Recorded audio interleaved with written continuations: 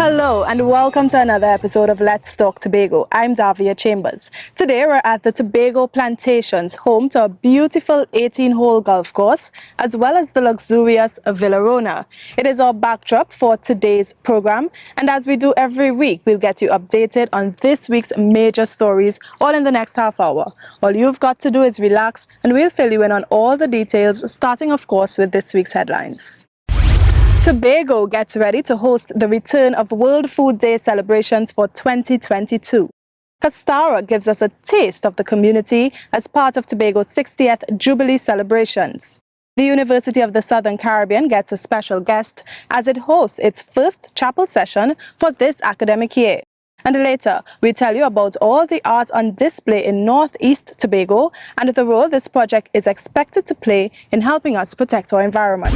We have all these stories and more for you when Let's Talk Tobago returns. Stay with us. This is paradise, where the vibe's so nice. Say whoa, say whoa. Welcome to paradise, you will feel so nice in Tobago. Now, after the impact of the pandemic, Tobago is gearing up for World Food Day. The island recently launched its calendar of events that promises an exciting lineup of activities over the coming weeks in the lead up to a grand two-day exhibition. A media launch was recently held to provide the details of the initiative. Have a look at what you can put on your agenda. Nature, good food, chocolate tea sampling. It's all going to be part of the Lure Great River Cocoa Experience, a new agrotourism offering on this year's World Food Day calendar of events. It's scheduled for October 18th, and visitors to Lure Estate as well as the Pembroke Heritage Park will be in for quite a treat. Come and join us on our cocoa tour or hike with us to one of the two nearby waterfalls. You may even have the opportunity to swim, yes, bask in nature's pool. And if hiking is not your cup of tea, surely chocolate and good Tobago food will lure you as we make camp for a while at the River Lime spot. Make room on your agenda to attend the opening of the Shore Park Food Hub. It's scheduled for October 17th at the Old Scarborough Market, located next to the Orange Hill Gas Station. We are looking at upgrading this facility at Shore Park so that this spot can be commercialized to ensure that agro-processors, local art and craft and indigenous cuisines are showcased, and the respective participants can benefit, the entrepreneurs can benefit from this experience. Other World Food Day activities include educational sessions at Kendall Farm School and open days at Hope Farm, Louisdore Nurseries and the Goldsboro Demonstration and Training Center. These educational and interactive sessions are meant to promote the need for greater food security. They'll also encourage home gardening and raise awareness about world hunger under this year's theme, Leave No One Behind. We in the Tobago House of Assembly are aggressively pursuing food security for our island. This is an important undertaking to resuscitate our economy and reduce the prohibitive food import bill. Economic growth and increased resilience are our key targets. The intention is that we can point Tobago back to the ideal, and we can use what we know, use our lived experiences to really ensure that we sustain our living today. All activities culminate in the two-day World Food Day exhibition at the Dwight York Stadium Parade Ground from October 19th to the 20th. For more information, you can contact the Division of Food Security, Natural Resources, the Environment and Sustainable Development through the Division's Facebook page. or call 639-1966, extensions 3516 or 3511. I'm Amadara Mills for Let's Talk Tobago. Soca lovers came out in their numbers to witness the official launch of Tobago Carnival with the signature event Bago Jam. If you missed it, we have all the highlights just for you in this story. I want to see a wave. This is the nucleus. This is the start. This is you in history. Now, wave your hand, wave your hand, wave. Carnival, one of the most unifying events and cultural and creative extravaganzas celebrated in many parts of the world. And right here in Tobago, things are heating up ahead of the island's first Carnival experience since the start of the pandemic. Tobago recently launched the festival, which is set for October 28th to 30th. With this thrilling event, Bago Jam, the evening was filled with music as artists like Sherwin Winchester, Adana, Zan, Second Star and Chingy sang their hit song for the famous Scarborough rhythm. Tell them we reach the chorus. One more time. Tell me reach, reach, reach, reach, reach. Tell me reach. Wow! Now look how the thing on. Run the Carnival street like Tobago. Contest against the Coco. The girl them hot like summer, one bad like summer right now. Big, big. The Carnival street like Tobago. Come on, Olio. VIP, Adana. What's up? Be proud to be from Tobago. Everybody. All we need is one jam a day, two jam a night. Fence every day. Fence out we like. Call up me name. I'll be writing the Bible for one jam a day, two jam a night. Do with the dance. Everybody goes up. Outside now. And we out there. We out there. We out there. Party everywhere now. Outside now. Beautiful. Let me go. Let me go. Let me go. The event was filled with mass, I want you to jam on somebody now. Hold on somebody now. Keep them company. color, Jam on and of course the patrons who came out in their numbers to be a part of the experience, suggesting that locals and foreigners alike will be in for a treat for Tobago Carnival 2022. Ritual, revelry, release. Come and witness the 3 hours come alive for Tobago Carnival 2022. Follow me now.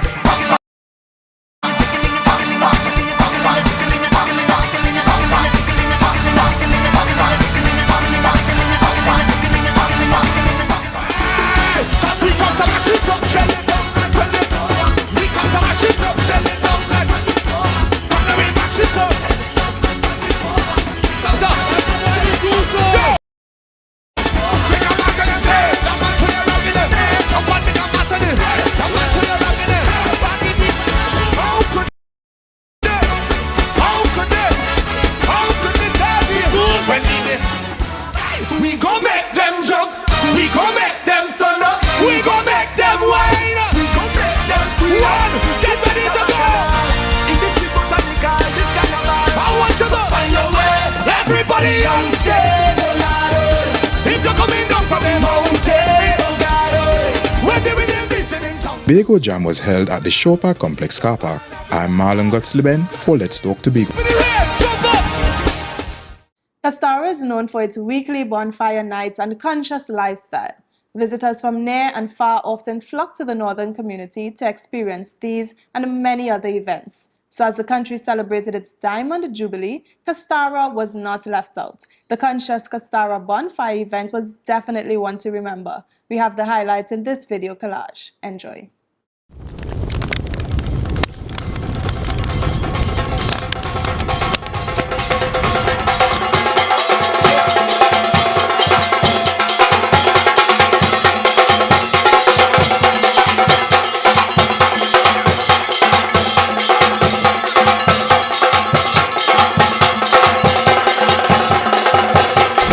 I've been away too long.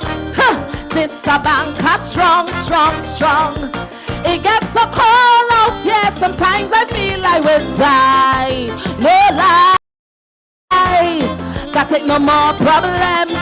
I don't tell my friends and them.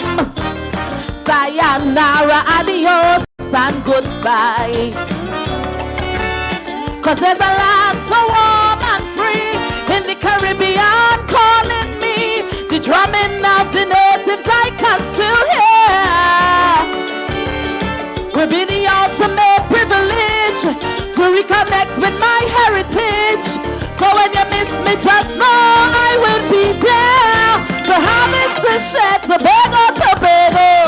In this rebirth, reclaim all that is ours. Our tradition informs the way we live. That go on existing simply because. So rejoice in chorus, one voice, in our ancestry, preserving their legacy. Fire on top, fire below, dumpling and crab, blue food so. A wind of destruction is blowing over this land. And now the earth is a trembling with man's oppression of man. Bring down the power, now the time come to sit down and rediscover what's life. Bring down the power, show the world the true meaning of real love power, not strife. Bring down the power, bring down the power, I say. Bring down the power. So we going wrong, and even though things upside down, at the end of the day, you know they're coming to say the country doing okay. When all the time is talk and talk, even though they're not saying nothing. They gotta be busy, but not do. So it may before hold me again. Act like you never wanted to end. You can meet me in the shower. We can dry up in the cover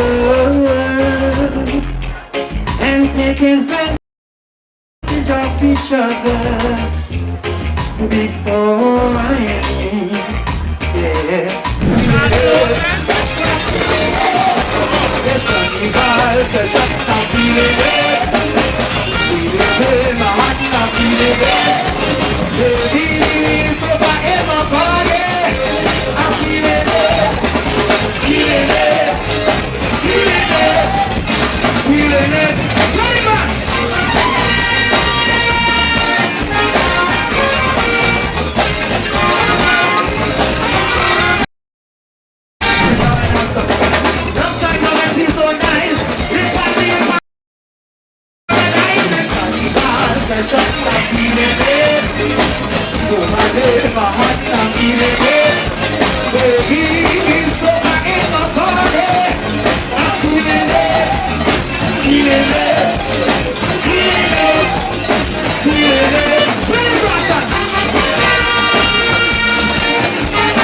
The Tobago Agribusiness Development Company, TADCO, is at it again. On the other side of this break, you'll see how cassava production in Tobago is growing. So stay with us.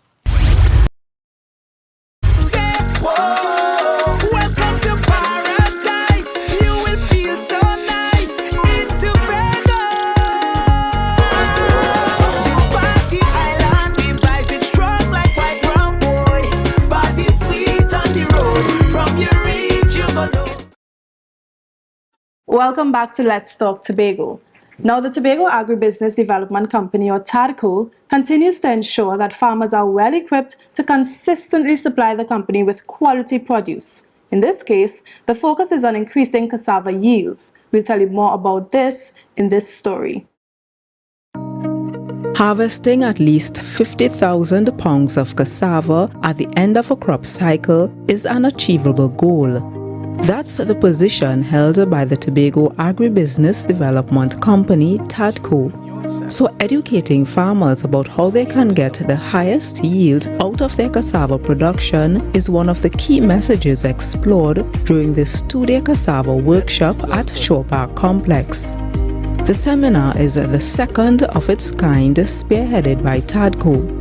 It's part of the company's capacity building initiatives for farmers who intend to partner with the company. When you're talking about coming out to an acre of cassava, besides coming at 20,000 pounds per acre, we will want them to have about 50,000 pounds to 60,000 pounds per acre, and that's doable. So we want farmers to understand its profitability in the production system.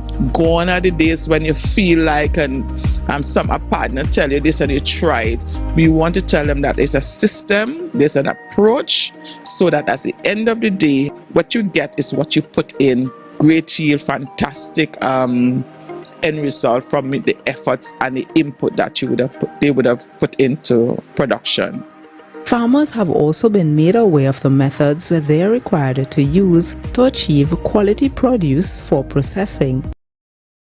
The workshop today is really to gear farmers towards understanding when if you're supplying these entities through us, we want to ensure that the vagaries of not being uniform is taken out, and all our suppliers will be on the same page in terms of what we require for them to now supply us. The workshop has been facilitated by Trinidad-based consultant Marcus Maiku. Participants learned about proper land preparation, varieties of cassava, selection of planting material, pest and disease management, the role of irrigation, and much more.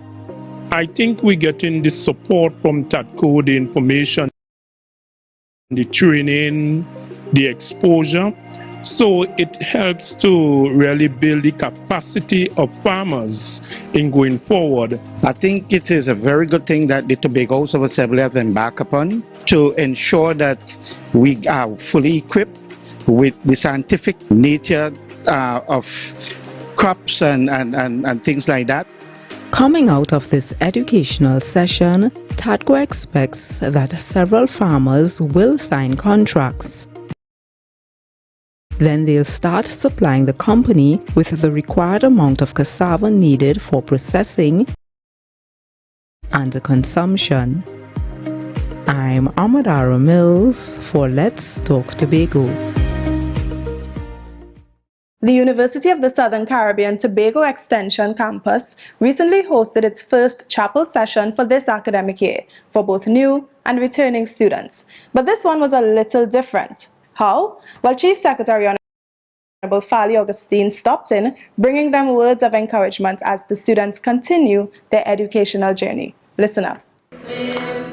Their theme was, "You just can't give up now." And the Chief Secretary, Honorable Fali Augustine, provided some inspiration to University of the Southern Caribbean Tobago Extension Campus students through the scripture, Exodus chapter 14. The Chief Secretary described the students' educational journey as essential. Your theme this evening is "You just can't give up now." The first thing I want you to understand is, on this journey you're on in school, it will never be easy. It will never be easy. University is usually a hassle to get in, a hassle to get assignments done, a hassle with the teachers, a hassle to get out, and a hassle to find a job. It's not going to get easier. But this journey is a necessary journey that you have to take. I know where we're going. Don't fret. I've been before through these valleys, down these long and dangerous roads, dark as they seem, trust me. If you want fulfillment in your life, you want to achieve those bright dreams you have in your head, this is a necessary journey that you have to take. The children of Israel had an ambition to get to Canaan. Canaan was promised to them since Abraham, their forefather. That was the destination for them. But you can't get to Canaan by staying in Egypt. And you can't get to Canaan by staying in the wilderness. And so you just can't give up now. Honorable Augustine is encouraging the students to talk to God instead of complaining. Why worry when you could pray? Find some time to pray it out. Find some time to sit down with somebody positive, somebody spiritually positive, and talk it out. Because you will get frustrated while you're here. You will be here and sometimes you don't know how you're finding the school fee. You're here and you don't know if you're getting to do the exam because you didn't pay the people the fees yet. You're here and you're every day looking online to see if gate give you clearance. He advised the students to sit still and see the salvation of God, adding, and I quote, "He who brought you into the world is more than able to carry you through this world," end quote. Northeast Tobago received UNESCO's Man and the Biosphere designation in October 2020. This recognition holds huge opportunities and benefits for Tobago as long as it's used wisely. One aim is the preservation of our natural and cultural heritage. So a project like the Northeast Tobago Man and the Biosphere Art Trail fits into the goals of UNESCO's program. Omadara Mills tells us more. The unveiling of the painting Fisher Folk by artist Avian Orr. It's installed at the grounds of the Bell Garden Multipurpose Facility, marking the launch of the Northeast Tobago Man and the Biosphere Art Trail. Residents and visitors can experience the creativity of Tobago-based artists as they journey through the communities within the UNESCO Man and the Biosphere Reserve, from Bell Garden in the east all the way to Moriah in the north. Tomley Roberts, the lead curator and one of the artists for the art trail, is applauding the other contributors.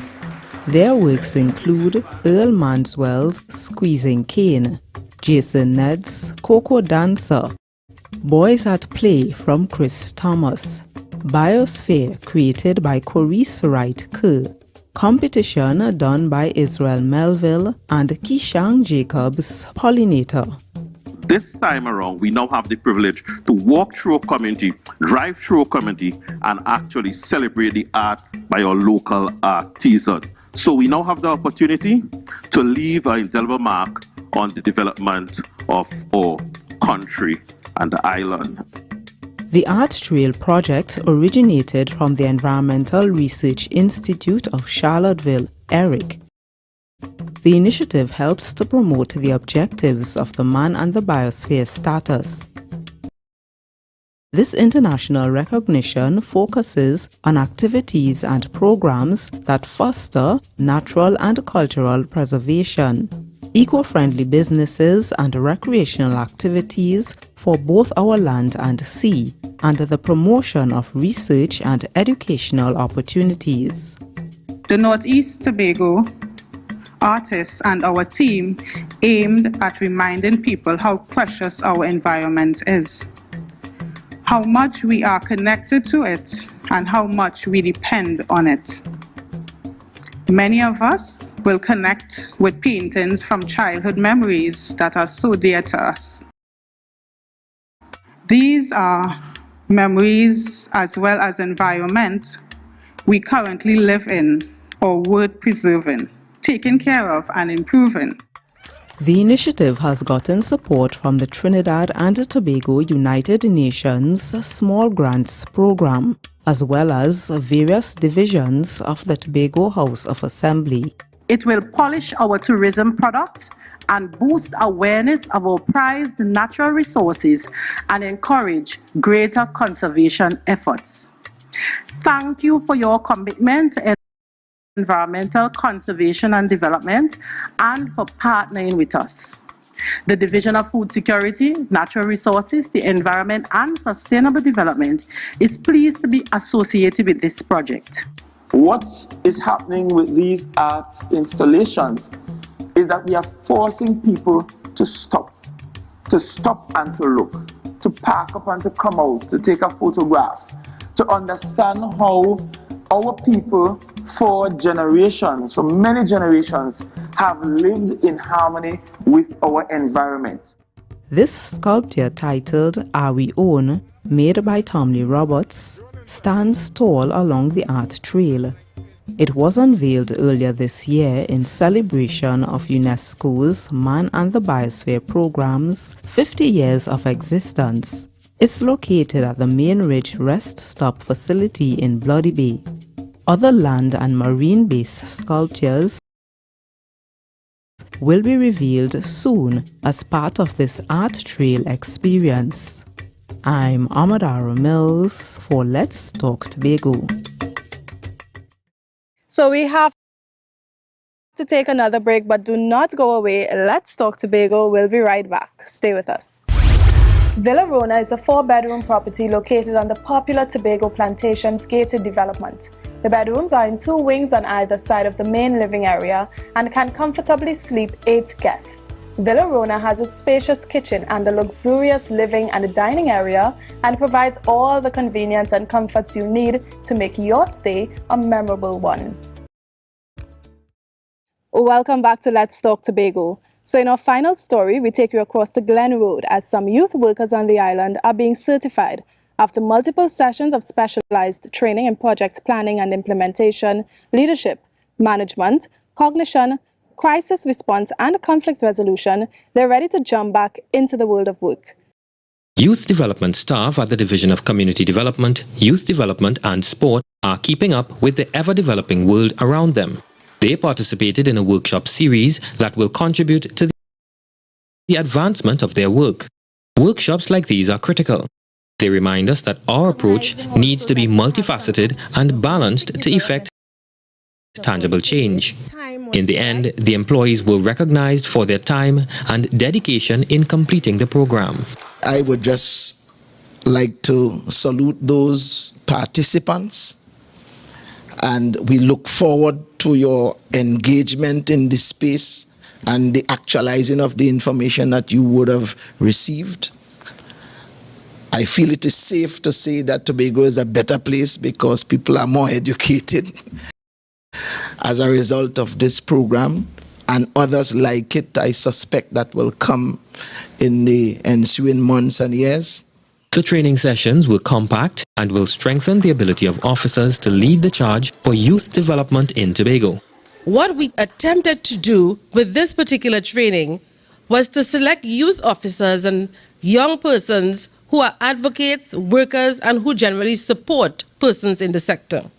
By design, the training covered 3 to 4 months, 6 modules, 72 hours, and with particular content areas in youth development work, emotional intelligence and leadership, managing youth-led and service organizations, enhancing youth resilience, planning and implementation, conflict management, and mediation.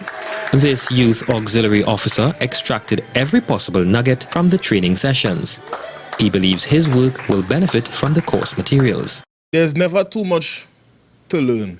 You're never too big to learn, right? So even though some of us, we have been working here for over 16 years, 15, 20 years and so forth, we were exposed to new theories, new practices in youth work. It has enhanced my knowledge and my capability as a youth worker. And I do look forward to future courses, certificate, degree, masters, doctorate, and so forth, you know. Programs like these will not only impact the work of the youth officers, but also the future leaders of Tobago that they serve. I'm Kern De Freitas for Let's Talk Tobago. So we've come to the end of yet another edition of Let's Talk Tobago, and as always, we thank you for watching. Please email us with your comments or queries about the program, and be sure to visit our website, like our Office of the Chief Secretary Facebook page, follow us on Instagram and Twitter, and subscribe to our YouTube channel. For more information on Villa Rona, you can call 639-9600 or send an email to palmviewsvillas@gmail.com. From our house to yours, I'm Davia Chambers, along with the Department of Information, Office of the Chief Secretary, Tobago House of Assembly, wishing you a safe and fantastic week.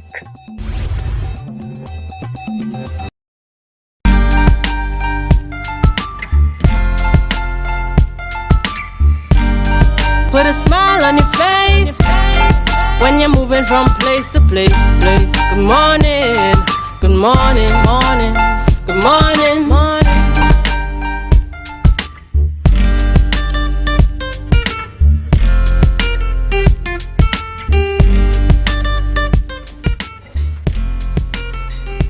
Good morning, viewers. Good morning, viewers. Welcome to the Tobago Updates morning show, coming to you here live from the Port Mall in Scarborough. As we continue to give God thanks for life, I am Julian Skeet. And I am Maria Richardson George. And this is the day that the Lord has made, and we will rejoice and be glad in it. Good morning to Tobago. Good morning, Trinidad. Those of you viewing us in the Caribbean and on the live, good morning, good morning. It's a beautiful Tuesday morning, Julian. Yes, a beautiful Tuesday morning indeed, Ria, and it follows what I can only describe as an exciting Monday in Tobago, Monday the 19th. But today is Tuesday the 20th of September, and what we appeared to have witnessed yesterday, was quite interesting, Ria, quite interesting. Yes, it was. I mean, it left me with some questions, some raised eyebrows, some serious questions.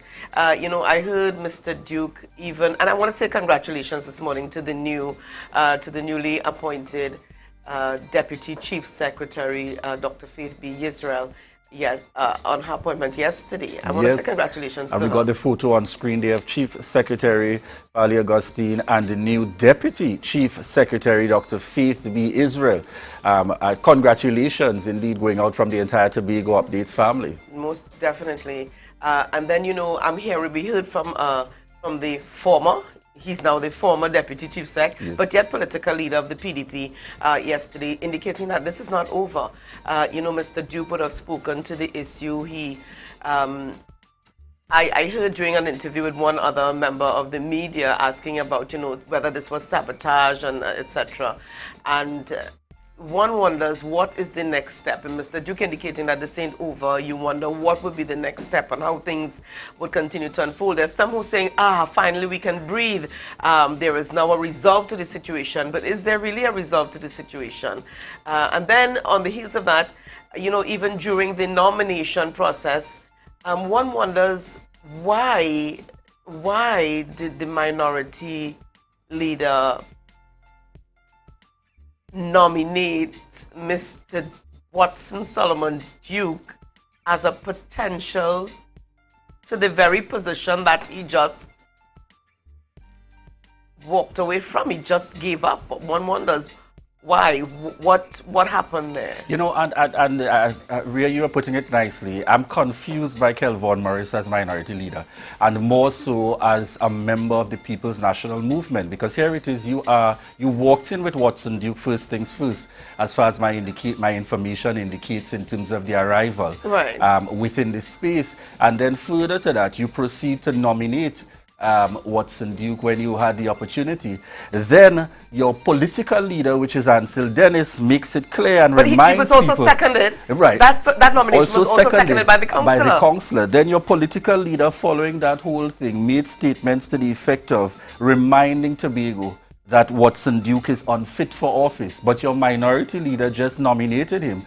And then all of it came back to maturity that I can respect in terms of him extending an apology. Yes, because we saw an apology coming forward from the minority leader indicating that he had made a mistake, and I think a great mistake indeed, because he left the minds of many very confused. So when you thought you wanted to focus on one area, and I was quite impressed with the way in which he did not get involved in the melee for the greater part. He kept his silence, he kept focus, he was working in his community, he continued to do his thing. And then that big, as he described it, that mistake would have been made yesterday. So quite interesting in terms of the developments. What was also interesting is sitting on the side and the statements being made by Chief Secretary, in terms of a very firm kind of resolve. And he used an interesting term, sponsored noise in the space. I think sponsored noise is what he referred to it as. Very interesting. But we'll be able to really get some insight on that by the time we enter into our lineup for this morning. Most definitely. All right, viewers, at this point we head on over to news in 90 seconds. Thank you, Julian and Ria. I am Candace Jackson, and here is your news in 90 seconds for Tuesday, 20th September 2022. Assemblyman for Belgrade and Glamorgan, Dr. Faith B. Israel, was sworn in as Deputy Chief Secretary yesterday. This followed the resignation of Assemblyman Watson Duke as Deputy Chief Secretary. Hours after the motion was passed during a special sitting of the House, Chief Secretary Fali Augustine accompanied Dr. B. Israel to President's house in Trinidad, where Acting President Her Excellency Christine Kangaloo administered the oath of office. Dr. B. Israel will continue to serve as Secretary of Health, Wellness and Social Protection. However, the public will be informed later about additional responsibilities she will hold as Deputy Chief Secretary. Meanwhile, Assemblyman for Roxborough Argyle, Watson Duke, claimed the election of a new Chief Secretary was mutiny and declared war on the Executive Council of the THA. Explaining further, Duke stated that he had more information to share about questionable dealings within the THA. In a press conference after the special plenary sitting, Chief Secretary Fali Augustine denied all of Duke's claims against him in recent days. Additionally, Augustine retained a King's Counsel to engage legal action against Duke for possible defamation. And nationally, beware of an era of industrial action was the advice from President of the Industrial Court, Her Honor Deborah Thomas Felix. She spoke at the ceremonial opening of the new law term at the Industrial Court yesterday, where she warned the government of unrest brewing among the public service. Her Honor said only through meaningful, genuine, and open dialogue in a tripartite arrangement can a potential volatile situation be settled. Over the past few months, there has been a breakdown in wage negotiations with public servants for the period 2014 to 2022. And our news in 90 seconds. It is back to you, Julian and Ria. Yeah, Candace. All right, thank you very much there, Candice. Ria, we prepare to head on into our birthday celebrations this morning here on the Tobago Updates Morning Show.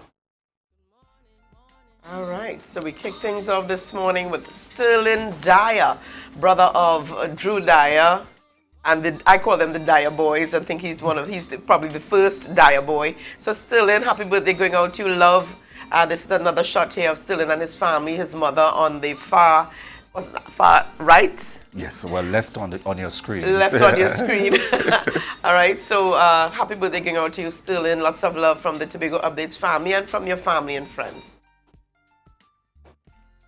All right, happy birthday going out to lovely lady known in our entertainment and performing industry, Leslie Ann Ellis. Leslie Ann Ellis. And I hope we could get that second photo in the mix as well, you know. Yes, because Leslie she looks Ann absolutely Ellis, gorgeous. we are wishing you a happy birthday and God's continued blessings. I know you're going to have a good time. Look at her, man, in relaxed mode. We didn't know which picture to use.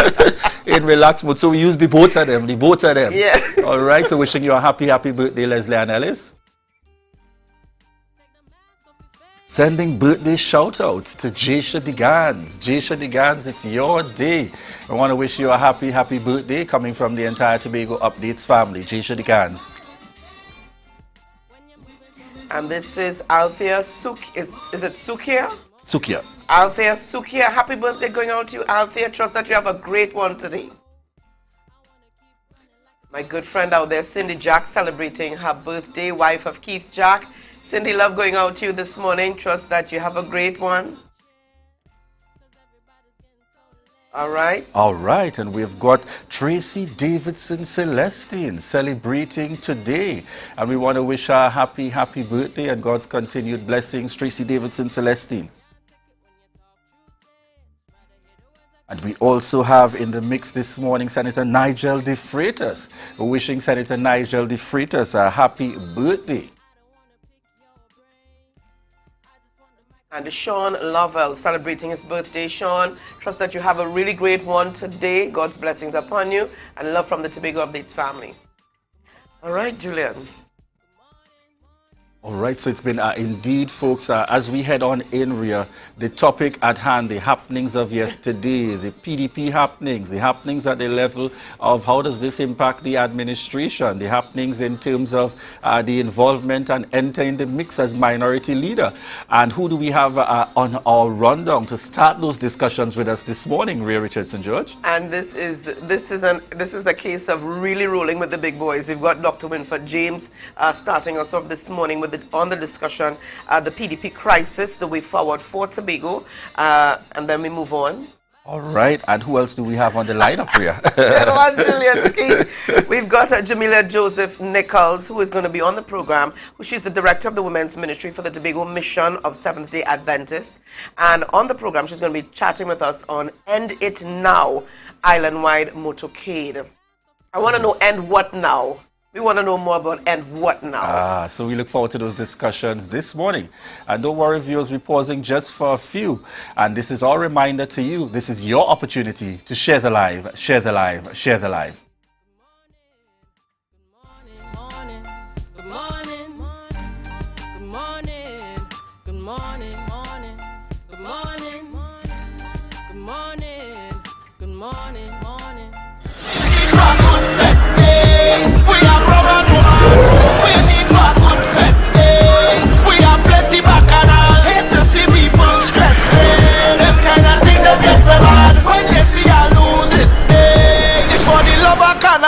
Life, the concert. Says our destiny. Friday, 23rd September. The night before Republic Day. She says our destiny. She get next to me. At the concert capital, the Queen's Park Savannah. Life, the concert. Bravado and his full band.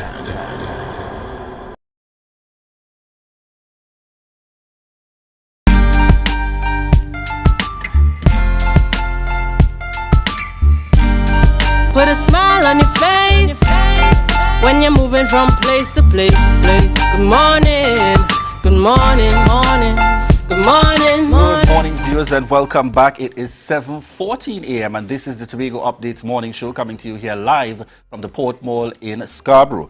All right, at this point we have online with us this morning Dr. Winford James, political activist, and good morning, Dr. Winford James.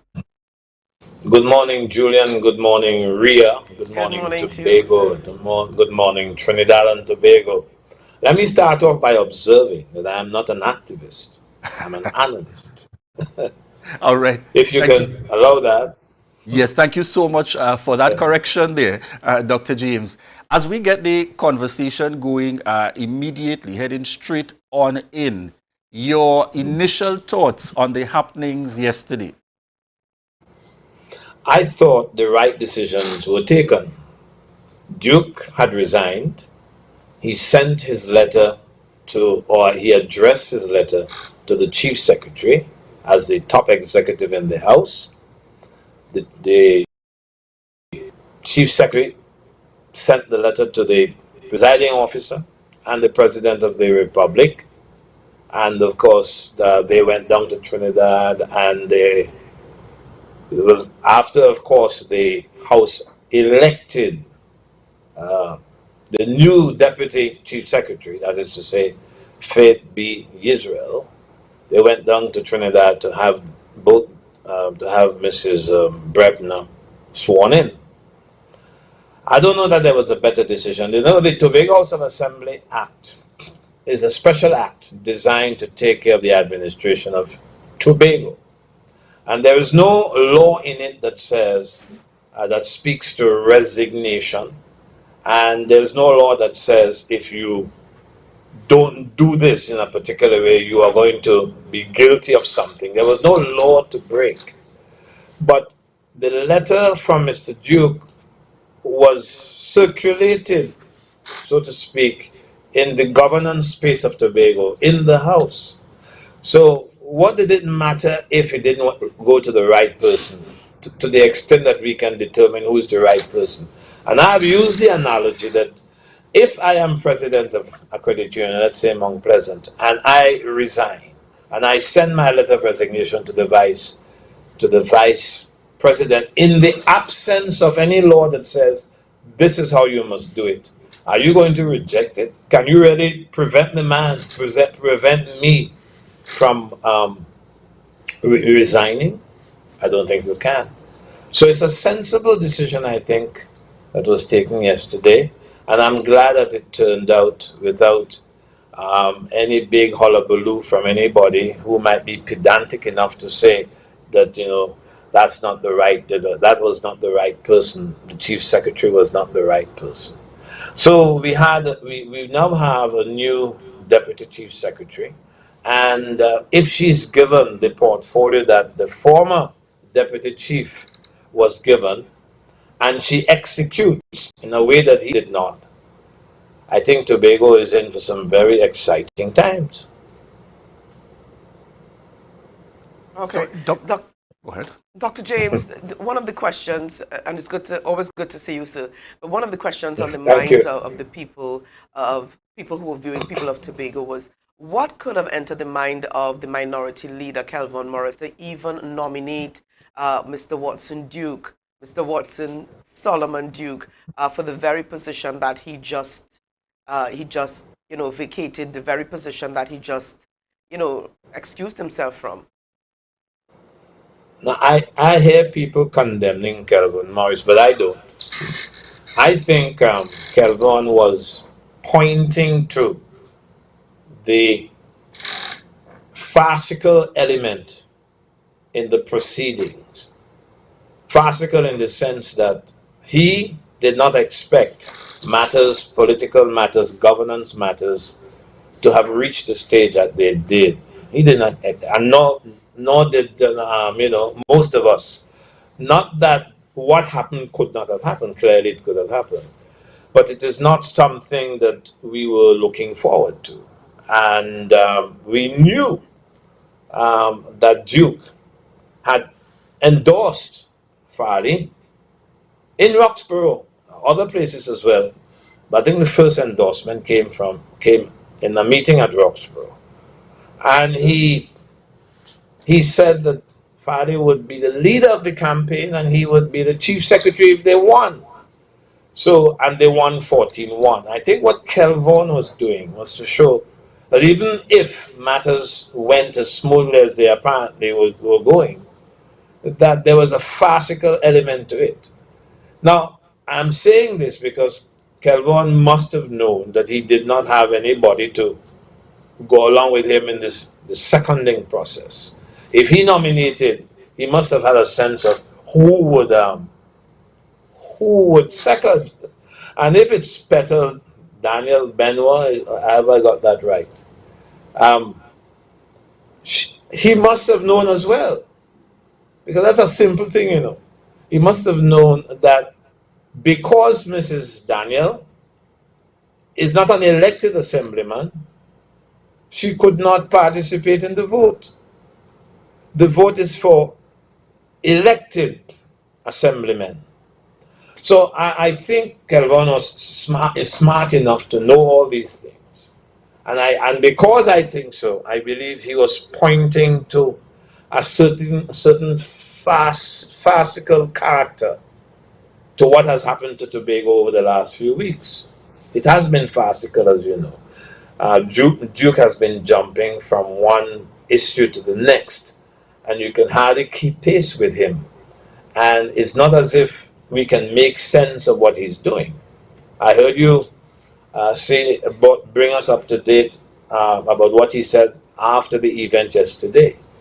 But it's not as if we can catch our breaths long enough to be able to say, well, we have solved this problem, let's move on to another. Problems in Duke's head, problems are not being solved. In fact, they are multiplying.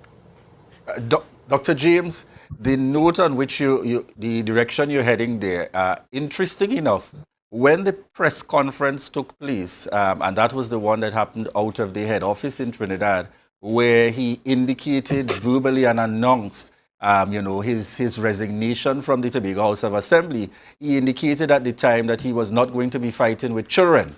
And you know, his Right. focus was on the bigger picture. Clearly, you saw what is a new position being put forward by Watson Duke as at yesterday, indicating that this is war. You know, and it's not over yet. Did that come as a surprise to you any at all, given what he indicated initially was his greater focus in terms of, you know, dealing with the central government and more so PNM even at the level of Trinidad and Tobago? Good question. Now, the simple answer to your question is no, I am not surprised at that development. In fact, I'm expecting other similar developments or other developments which we cannot easily interpret, except we want to become psychiatrists. And we are not competent enough to judge the psychiatry of Mr. Duke's mind. So we're not going there. But if we're not going there, the question is, what is there for the population to hold on to? What is being solved by whatever proposals are coming from the heart and the mind of Mr. Duke? I can't think of a single one. You know, it's not as if people did not advise Mr. Duke. It's not as if people did not get his agreement with respect to how he can prosecute the functions that had been assigned to him, and how, of course, he can sit down with Fari and, you know, work out a solution.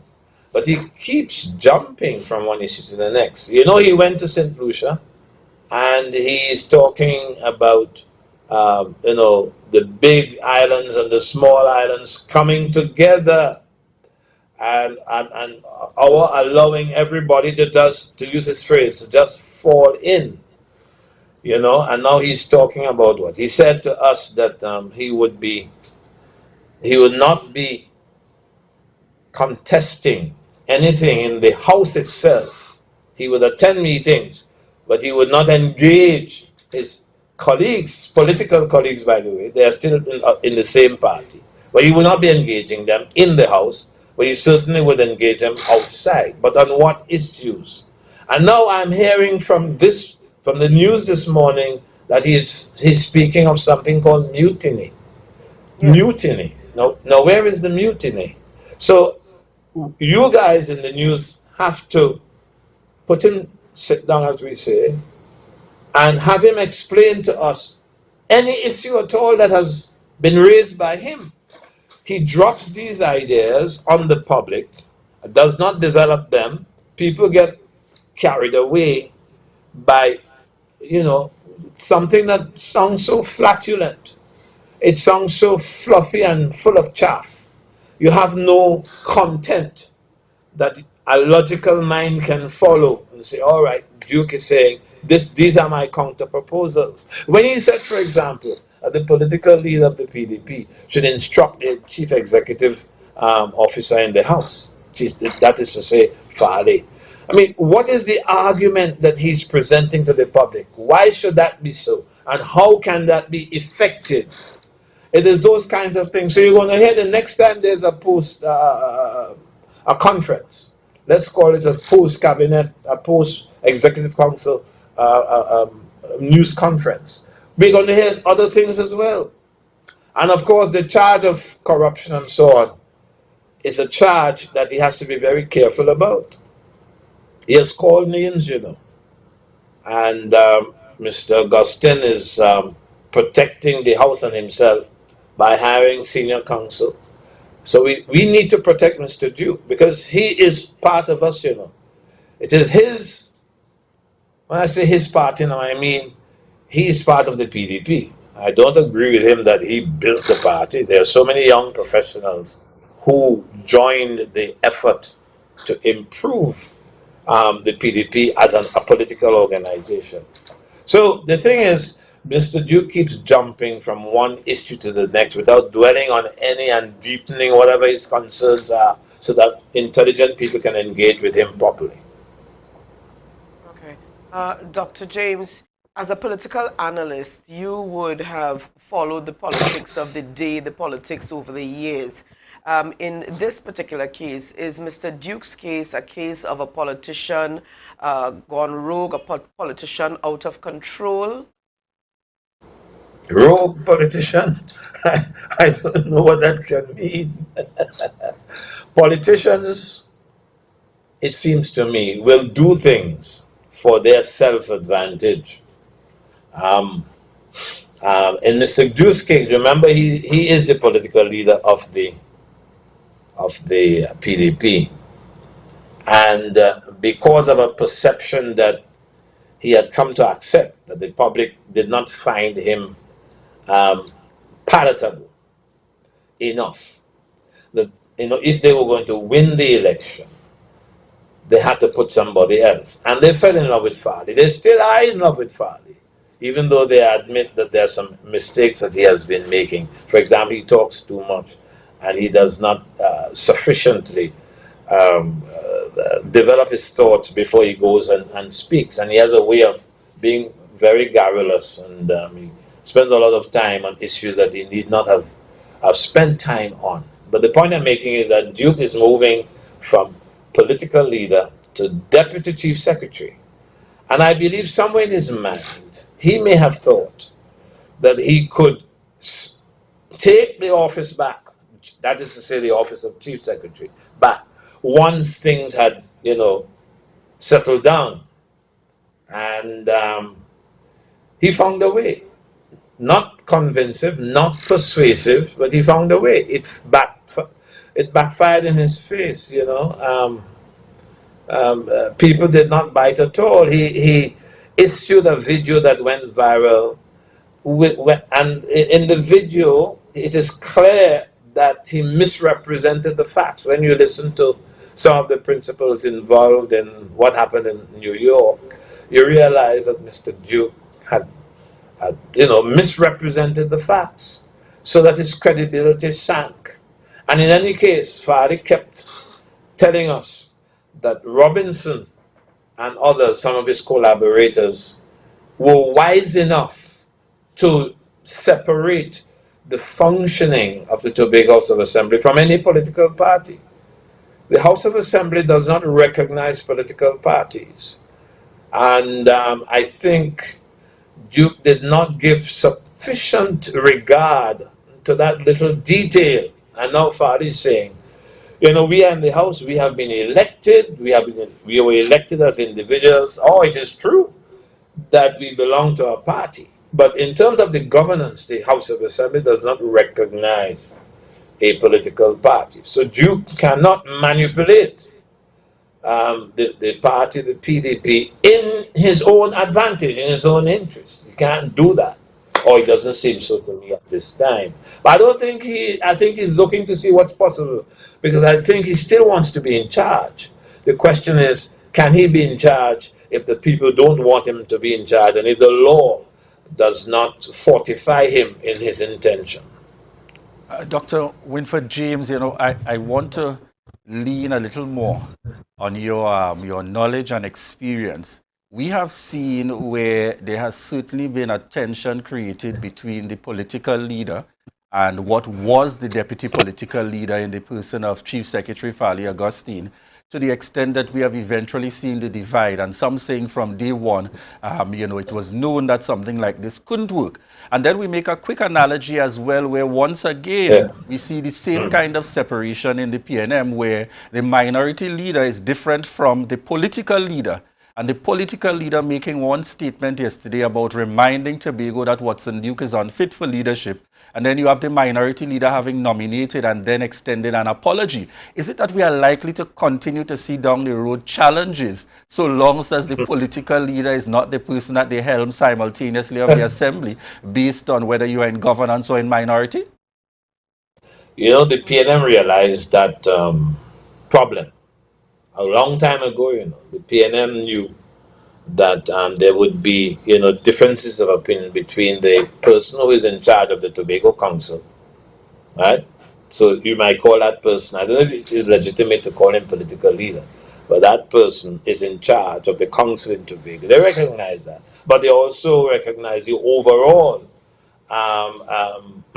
shall we say, superiority of the position a political leader in the party, nationally speaking. And of course, problems arose. And you remember that famous development between the Prime Minister and the political leader of the PNM, and Kelvin Charles was Chief Secretary and in charge of the Tobago Council, ordered him to sit down, to shut up and sit down in the public library. I mean, I'm sure everybody's aware of that, so I'm not telling tales out of school. So that the political leader in Tobago, if you want to call him political leader, the man in charge of the council, has to be subordinate to what the political leader of the party would like. Things have not been smooth in terms of how the relationship has developed. But I think that's what the PNM wanted, to give Tobagonians a sense that the party is on its own, so to speak, is its own boss, is independently concerned about Tobago's development. I think they want to give that impression.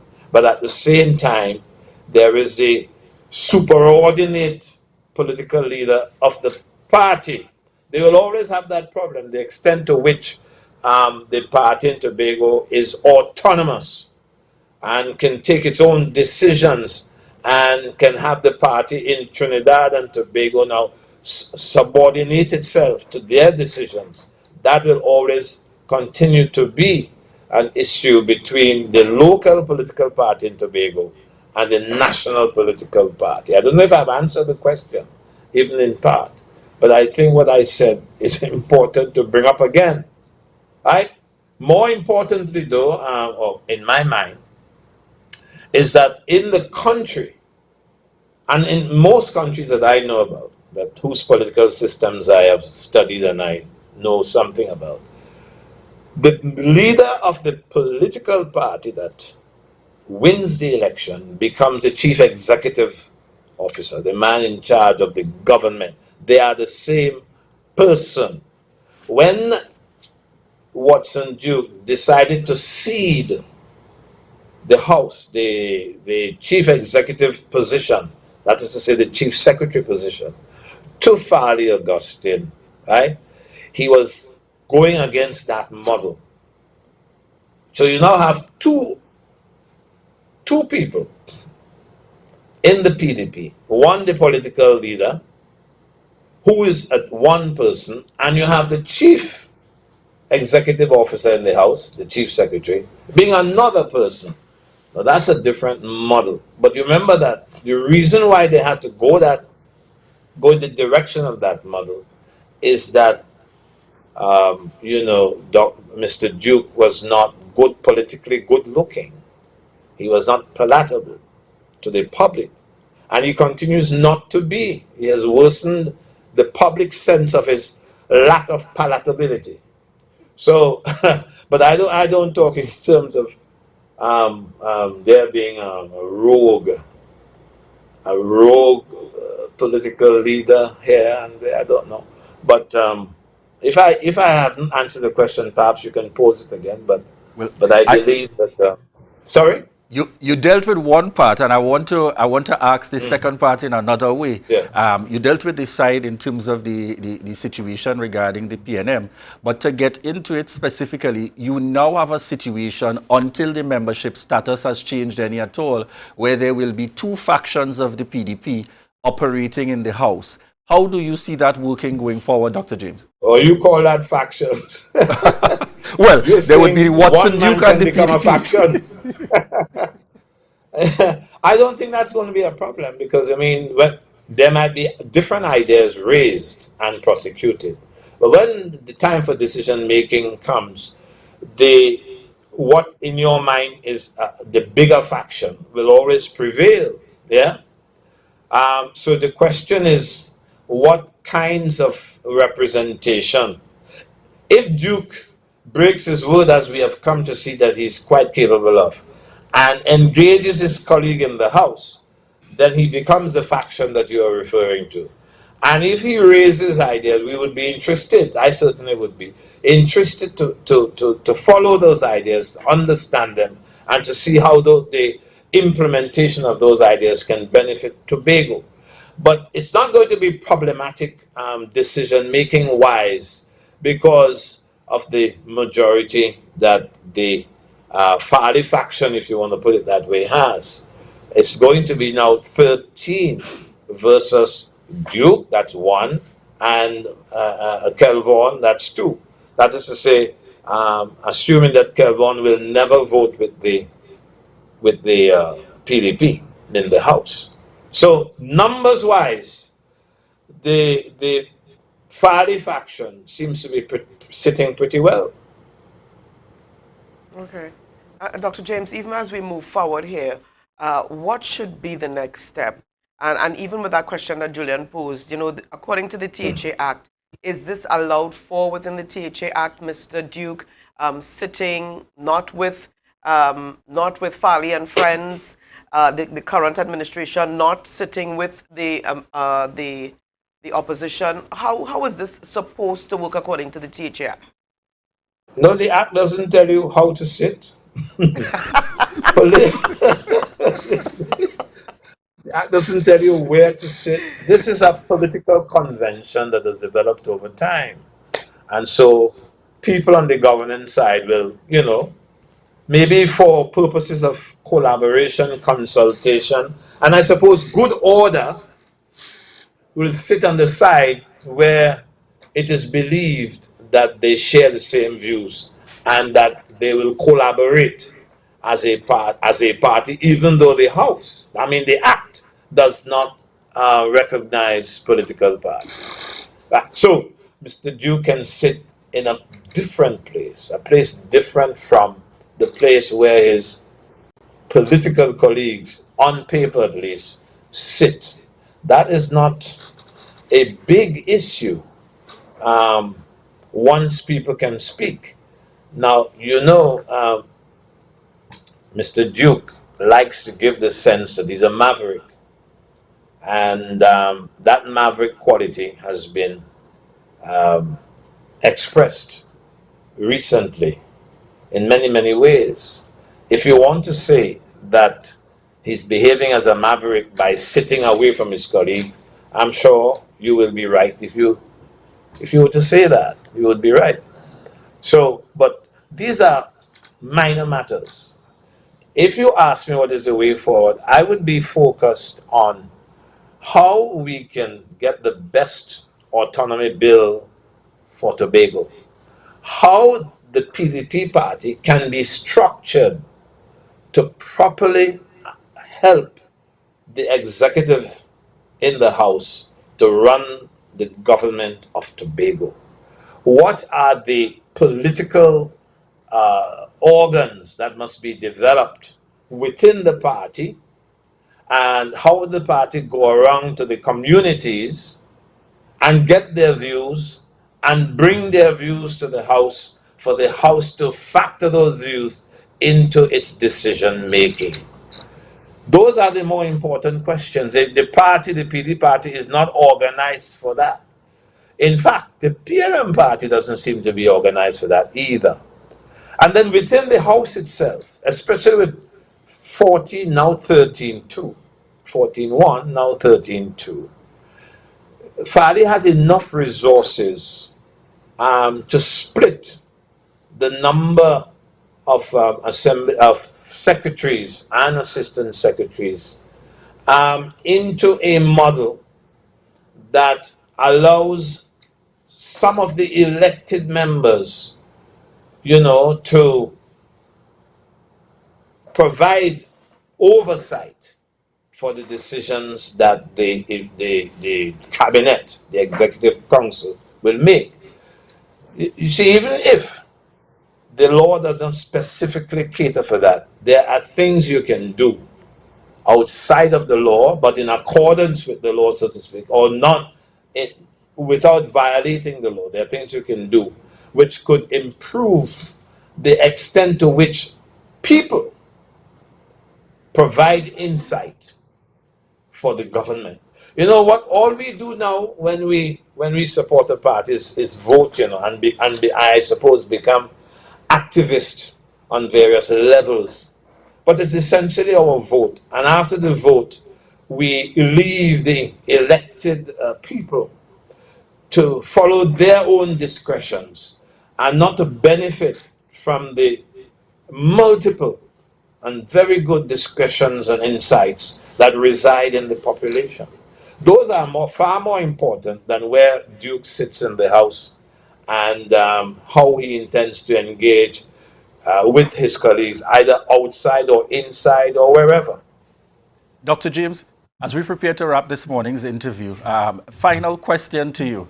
Is it possible for Watson Duke to now sit opposed to Farley, Chavez Augustine and the current administration, but at the same time not support the PNM by vote while he opposes the current administration? Well, I don't know what the PNM can come up with. You're talking about opposing the PNM? Right. So he has made the point that he does not support the PNM. However, he's prepared to sit on the other side. And the other side is where the minority leader also sits, which means whether they do it together or whether they do it separately, they will seek to keep the current administration in check. Is it possible to do that separate and apart, or ultimately they are going to be working towards the same goal? Well, I don't know if we're working towards the same goals, but it is quite possible, especially with a guy like Duke, for him to side with the PNM, or he can come up with his own ideas and go the way of the maverick. It is possible that Duke can go in any direction, save and except the direction of supporting his colleagues, because he thinks very, very deeply, he thinks, and it hurts him, that he's not well respected and he's not properly respected in the party. So he is not, as a matter of principle, he's not going to support them anymore, so far as I understand that, right? But he may vote along the same lines as the minority leader, and may even express some ideas that will emerge as if they are shared between the two men. This is interesting when we see how the thing unfolds, when we see how it develops, we will be in a better position, but we can't predict. All we can say is that they are likely to offer opposition, but opposition from two different strands. We can't go beyond that, I don't think. But in terms of the decision making, if not the politics, I think the Farley side of the PDP is not going to be too disturbed in terms of decisions as a government that they want to make. You know, I don't think so. But yes, Mr. Duke might side with Mr. Morris, and Mr. Morris might side with Mr. Duke. We want to see if there's a kind of a fraternity that would develop. I doubt it personally. I think Duke is not going to give in to Mr. Morris, I'm afraid. He might even regard Mr. Morris as a boy. He called Farley a boy, you know, a child. I don't know that he would see Morris as having the maturity to lift him above the status of boy. Sorry, I don't mean to disrespect Morris, by the way. That's not, because remember I told you before that I think he was pointing to the farcical nature of the developments that had taken place in Tobago. So my intention is not to put Mr. Morris down at all. It's merely to say it's an unknown that is there, but it's not an unknown that would have a great impact on the ability of the Farley faction, the Farley side, to govern. Okay, Dr. James, I know we're running out of time here, but very quickly, a question coming in on the live from one of our viewers, Tintin Jack. And the question is, can Mr. Duke write to become considered for the minority leader, for the position of minority leader? Sorry, repeat that. Can Mr. Duke write to become considered for the position of minority leader? He may. There's nothing preventing him. And he might even try it out. One does not know. But in any event, if he does that, the president has a discretion to exercise. That's a call the president must make. Who on the other side? First of all, the president would now be alerted that Duke does not support Fadi. Okay, if he writes.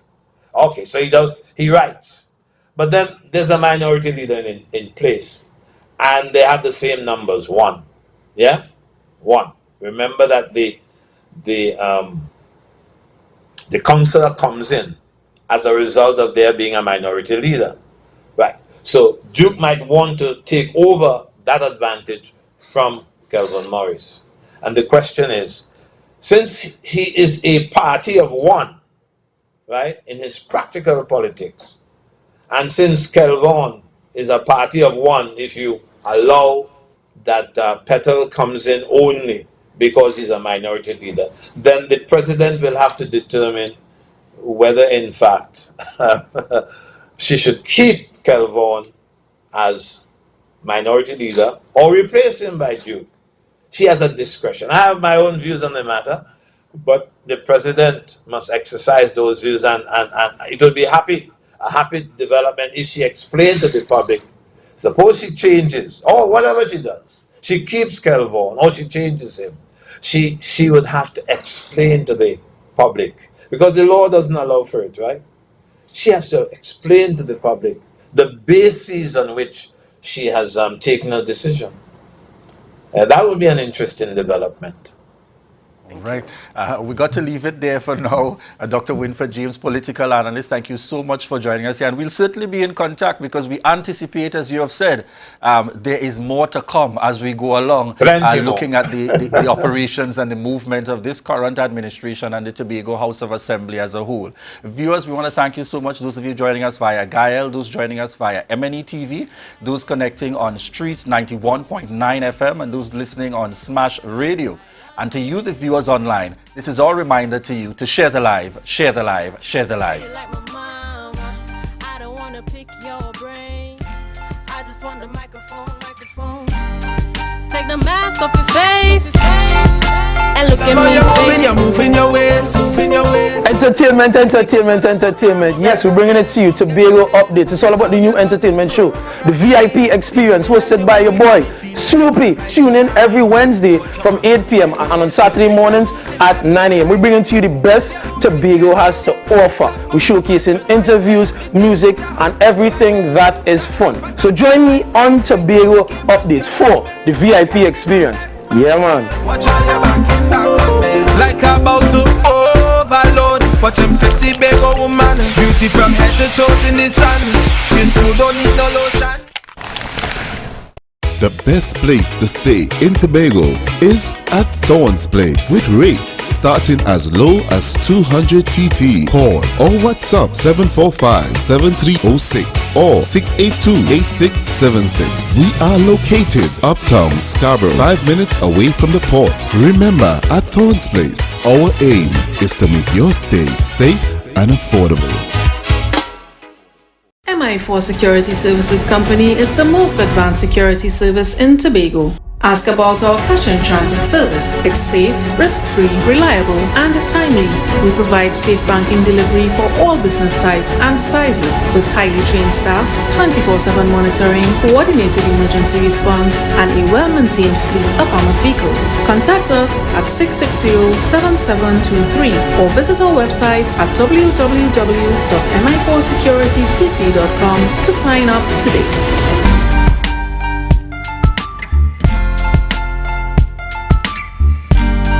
Put a smile on your face when you're moving from place to place. Good morning. Good morning. Viewers, welcome back. It is the Tobago Updates morning show, and we continue the discussions on End It Now, an island-wide motorcade being put on by the Tobago Mission, the Women's Ministry of the Tobago Mission of Seventh-day Adventists. And who better to chat with us this morning on this issue is Mrs. Jamila Joseph Nichols, who is the Director of the Women's Ministry. Good morning and welcome to you, Ms. Nichols. Good morning and thank you, Ria. A privilege to be here. It's nice to have you on the program. Now, you know, the discussion in the public domain, End It Now, all that's been happening within the Tobago politics, within the Tobago space with regards to our politics. End It Now, why does the church feel the need to get involved, and particularly the women's ministry of the Tobago Seventh-day Adventists of Tobago Missions? Okay, so good morning to everyone. What I would start by saying is that the End It Now campaign has been around for years under the Seventh-day Adventist Church Women's Ministry Department. It's a campaign that is run every August, the last Saturday in August and the last weekend. And the focus is not just Tobago, the focus is worldwide, speaking against the domestic violence and all types of violence, looking at sensitizing the church. It's really a church program that we are now taking outside the church to assist women, children, men, anybody who is under oppression, who is oppressed, and who is being abused. So this is bigger than what's happening within our Tobago Yes, space? definitely, definitely. All right. Now, the women taking up the role here, give us an idea of some of the issues that because you mentioned quite a few just a little while ago, but over the years, as you said, this has been an ongoing program over the last few years. How did the pandemic affect this program? How did it interrupt the flow of things? Well, you know, when you look at the statistics that are produced or cited by the Trinidad and Tobago Police Service, it was recognized that in 2018 to 2020, you had approximately 2,800 cases, domestic violence, etc. And then 2020 to 2022, it doubled. Because 4,009 were at home and within That's close right. proximity. And so some persons were making the statement, home is not any longer a safe place. And so the pandemic heightened the incidences of abuse. And so even within our space, we have a number of initiatives that zero in on assisting persons to lift them out of the oppression that they are facing. And End It Now really says what the church wants to do. End it now. End domestic violence. End gun violence. Look at what happened yesterday in Trinidad. And so it is about, even if you reach one, reach two, you'll be making headway to have persons make a different choice as to how they operate in this life. Have any of the political leaders within the Tobago space been invited to this walk? I like that question right I mean, after in right lieu after of the all that's interview. happening, the End It Now. I mean, this is your program that has been in existence way before now. But in light of what's happening currently within the Tobago space, have you all taken the advantage of, maybe to invite them? Well, we would have made contact with the Honorable Ayanna Webster Roy, the Chief Secretary, one or two secretaries, because the motorcade has different stops. And so at the different stops, you'd have different persons who would address different issues, child abuse, etc., so that we cover the extent of abuse that we currently experiencing in Trinidad and Tobago. All right, I think an invite should be given to all of them. All of them. All of them. Hand deliver. Don't wait for TT Post. Hand deliver to ensure that they get it. All right, so give us an idea of the route of the motorcade, as well as some of the issues that will be treated with as you go along. Okay, so we start the motorcade at the Storby car park. Storby car park, where we'll be doing the launch. We'd be have the president speak, the president of the Tobago Mission. We'll have prayers there. At that spot, we'll deal with domestic violence. We have Onika Mars, who would be with us also, Women of Substance, the founder of Women of Substance. And we would have at every stop a pastor doing a devotional nugget, because of course, although we have different earthly or governmental agencies that you can turn to, definitely the issue that we have facing here is a sin problem. It's a man problem. You need to. And when I say man, I don't mean male. No, you need to. But it's a man problem. It's a sin problem. It's a can't control yourself problem. It's a good point to say amen. It's a amen. All right. So we Storby, then we move on to Lowlands car park, where we'll have another issue addressed. I think there will be addressing child abuse. We'll be moving to Gardenside car park, where we'll be dealing with human trafficking. Then we'll be moving to Goodwood, James Street, there by the bar, where we'll be dealing with gun violence and child abuse. And then we'll be ending off at the Sid Gray Stadium, the car park, where we'll have a final launch there. And then we'll have a little concert, a praise session, and then we end the evening off. All right, I noticed that you did not go all the way around. No. Probably we'll take another route the next rounds. But we have a time period between 2 and 6 p.m. Okay. All right. So we have different persons from different agencies coming to indicate where you can get help, what kind of help you can get, the statistics in Trinidad and Tobago specifically, so we'll understand how large the problem really is. And I want to say here that although we have issues in the community, there are issues in the church, and it's not based on a particular church. There is domestic violence in the church. There is domestic violence in the community, but I want you to know that it is a sin problem, and sin is not, the church is not exempt from sin. This is a good place to say ouch. It's not exempted. So we have to be real with the issue. You know, sometimes we try to close it up and so on. We have issues inside and outside the church, and so we want to address those issues. And I dare say that people have their own views religiously and all of that, but there is only really one ultimate answer for this problem that we're having here. And that answer is Jesus. That answer is prayer. Tobago needs prayer. It's not more fat and so on, it's prayer. Because we have a problem. This is where I say amen along with you. I had some conversations. It startled me recently because I had a lot of conversations with elderly women. Women of the church, women outside of the church. And it is amazing that most of the women that I spoke to went through incest. Went through an uncle or a daddy or somebody touching them.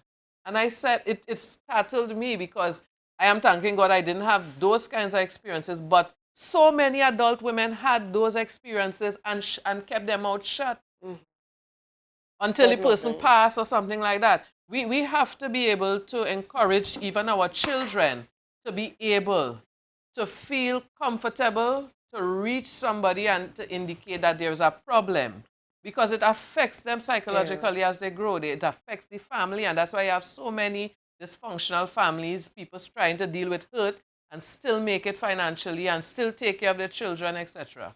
You know? So it's a real issue. It's not something that we are no longer going to put under the carpet. We want to have the church voice, Seventh-day Adventist church voice, in the mix of the situation that we're facing now.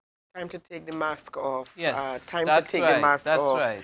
You know, tell us when all of this is carded for. Okay, so Sunday, the 25th of September, this Sunday, we gather at the Tobago car park. Begins at 2 p.m. We are leaving at 2. So we want persons gathering between 1 and 1:30. And we are inviting the entire Tobago, the island of Tobago, to be with us. Yes. We want Tobago to be with us.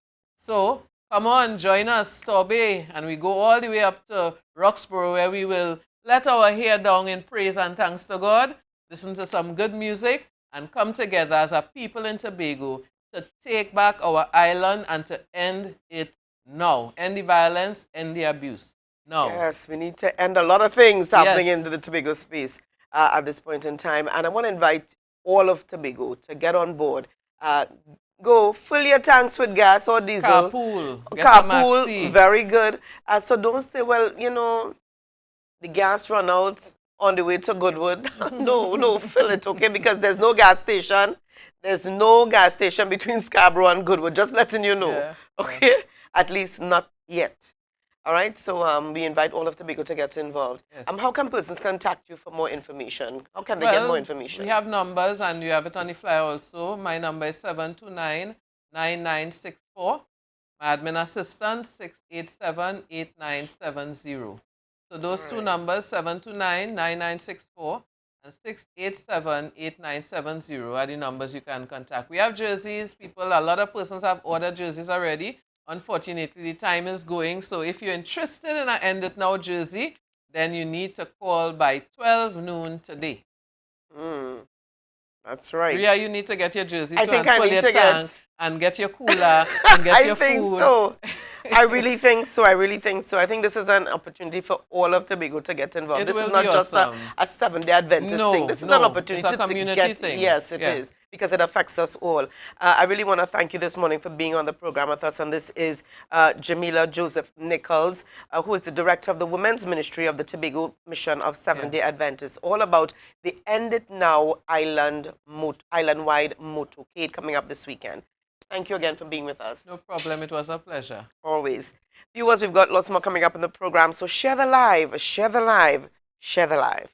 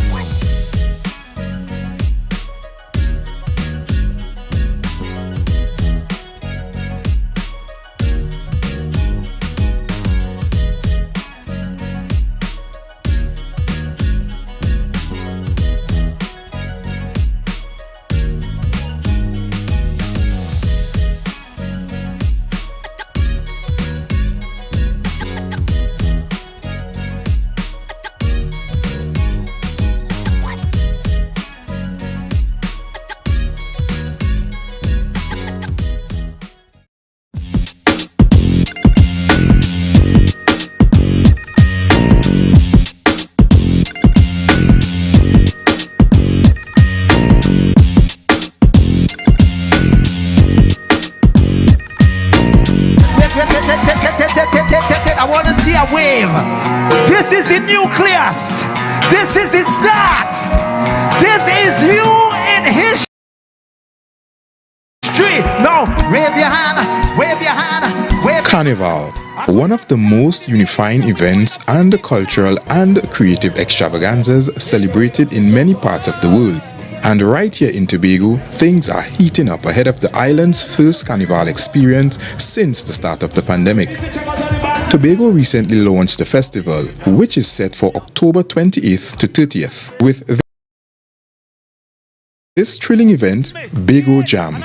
The evening was filled with music as artists like Sherwin Winchester, Adana, Zan, Second Star and Chingy sang their hit song for the famous Scarborough rhythm.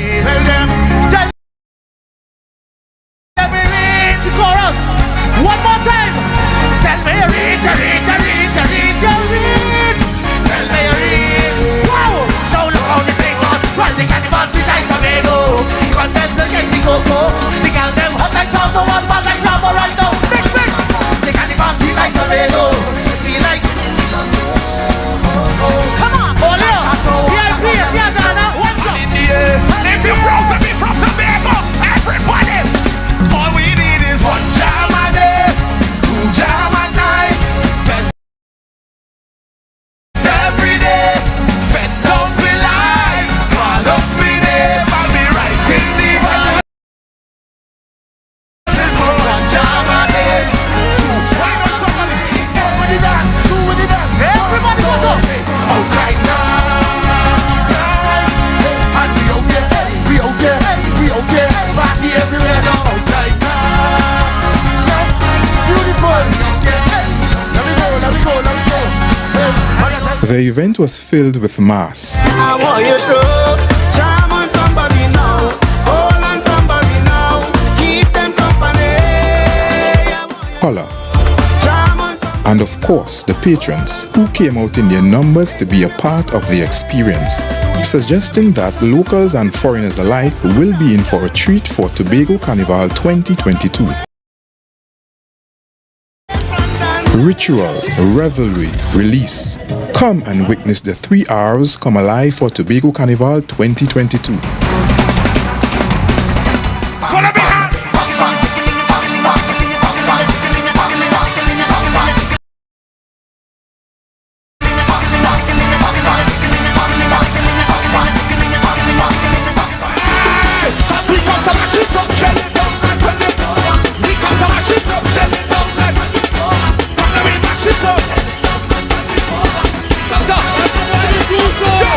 Take a back in the day.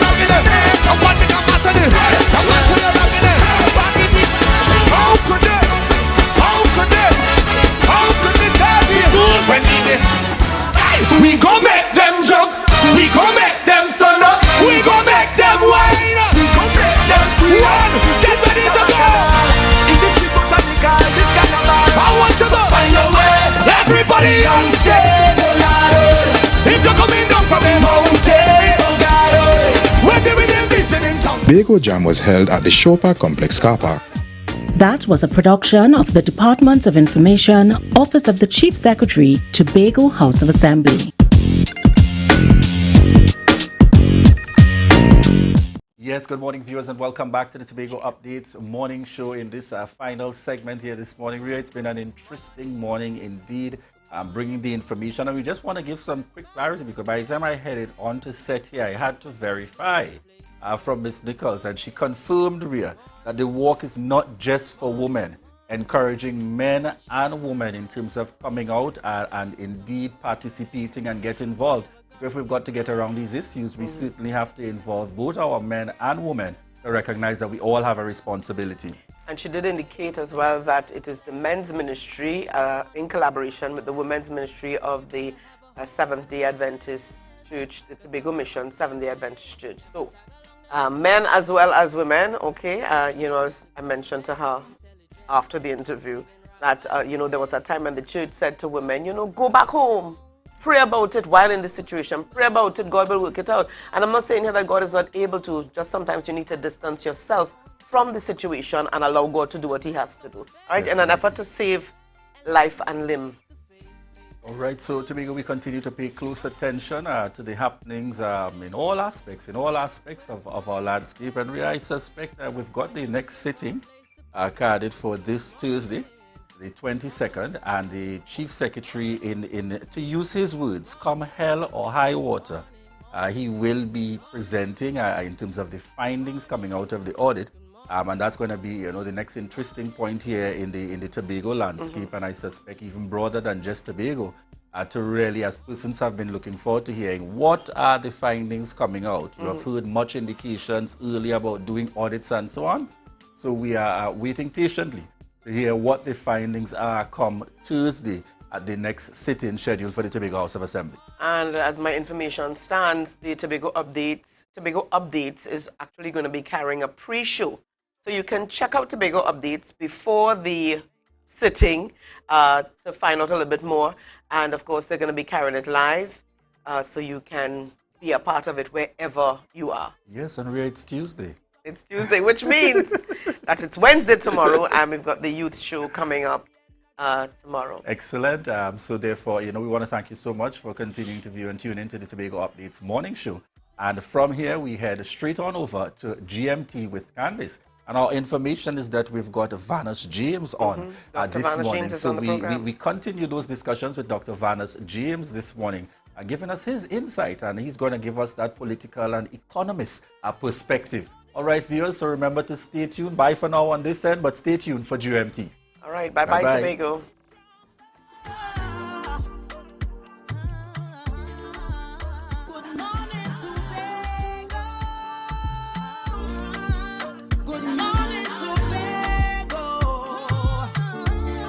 Tobago Glass Supplies has been a leading name for over 37 years in the glass and aluminum market in Tobago. We provide an extensive range of high-quality, innovative aluminum and glass products for commercial and residential use. Competitive prices with superior and professional services by committed employees who are guided by rigid quality standards. Tobago Glass Supplies specializes in the manufacture and installation of glass and aluminum products that are essential to today's homeowners and the business environment. We are engaged in marketing, sales, and installation of a variety of products. These ranges from windows and doors to necessities such as mirrors for homes and vehicles, designed and manufactured in-house or imported.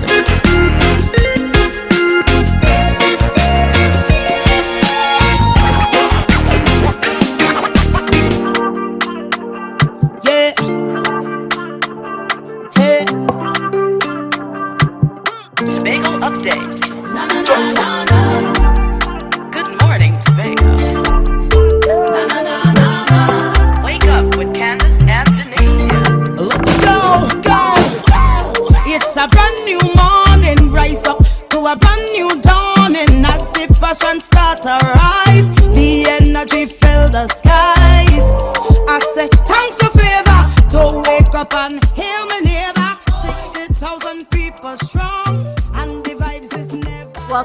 Good Morning Tobago on Tobago Updates, your source for current affairs in Tobago, Trinidad, and the region. With the perfect conversations to complement your morning routine, I am Candice Jackson, and let's get started with the news in 90 seconds. Assemblyman for Belgrade and Glamorgan, the Faith B. Israel, was sworn in as Deputy Chief Secretary yesterday. This followed the resignation of Assemblyman Watson Duke as Deputy Chief Secretary. Hours after the motion was passed during a special sitting of the House, Chief Secretary Fali Augustine accompanied Dr. B. Israel to the President's house in Trinidad, where Acting President Her Excellency Christine Kangaloo administered the oath of office to Dr. B. Israel. Now, Dr. B. Israel will continue to serve as Secretary of Health, Wellness and Social Protection. However, the public will be informed later about the additional responsibilities she will hold as Deputy Chief Secretary. Meanwhile, Assemblyman for Roxborough Argyle Watson Duke claimed the election of the new Deputy Chief Secretary was mutiny and declared a war on the Executive Council of the THA. Explaining further, Duke stated that he had more information to share about questionable dealings within the THA. In a press conference after the special sitting, Chief Secretary Fali Augustine denied all of Duke's claims against him in recent days. Additionally, Augustine retained the King's Counsel to engage legal action against Duke for possible defamation. And nationally, beware of an era of industrial action was the advice from President of the Industrial Court, Her Honor Deborah Thomas Felix.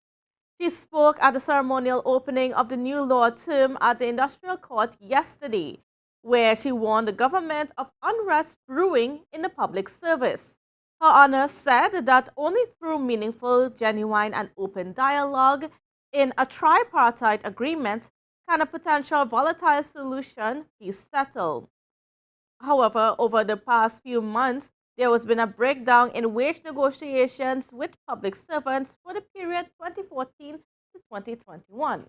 And that was the news in 90 seconds. And again, of course, we're all talking about what happened in the House yesterday. There was a lot, there's a lot and little that happened. Little in the sense that it was just the election of a new Deputy Chief Secretary, and a lot that came out after where, Mr. Augustine denied all of those claims that Duke has been leveling against him in terms of bribery, in terms of walking with money in his suitcase between Trinidad and Tobago. And, Augustine is prepared to take Mr. Duke to court. And, he said that, his lawyers, his legal counsel is reviewing what was said and seeing what action can be taken.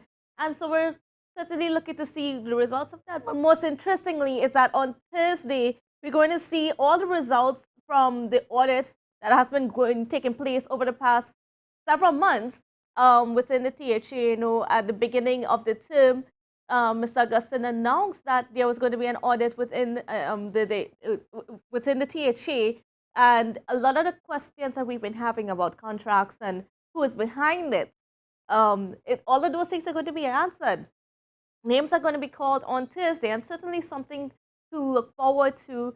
So you all you all should tune in on Thursday at 1:30 p.m. for the plenary session. But of course, we at Tobago Updates, we have to do this special, and we are going to have a pre-show, and we are going to be, just engaging your minds as to what we could possibly affect, what answers we are hoping to get, and perhaps hold them accountable. And if we don't get those answers, maybe, we can question them afterwards. All those things can happen. But yes, as I started off, we are going to continue on those conversations about what has been happening between Chief Secretary Fali Augustine and Mr. Watson Duke, who of course is now just an assemblyman for the Roxborough Argyle electoral district. And online with us, joining us virtually, I should say, is Dr. Vanish James, and he is no stranger to us. Of course, he's an economist here in Trinidad, Tobago born, and we are happy to have him here this morning. So a special good morning and welcome to you, sir. How are you doing? Morning, Candice. I'm doing fine. How are you doing? I'm great. It's been lovely to see you. Thanks for the invitation.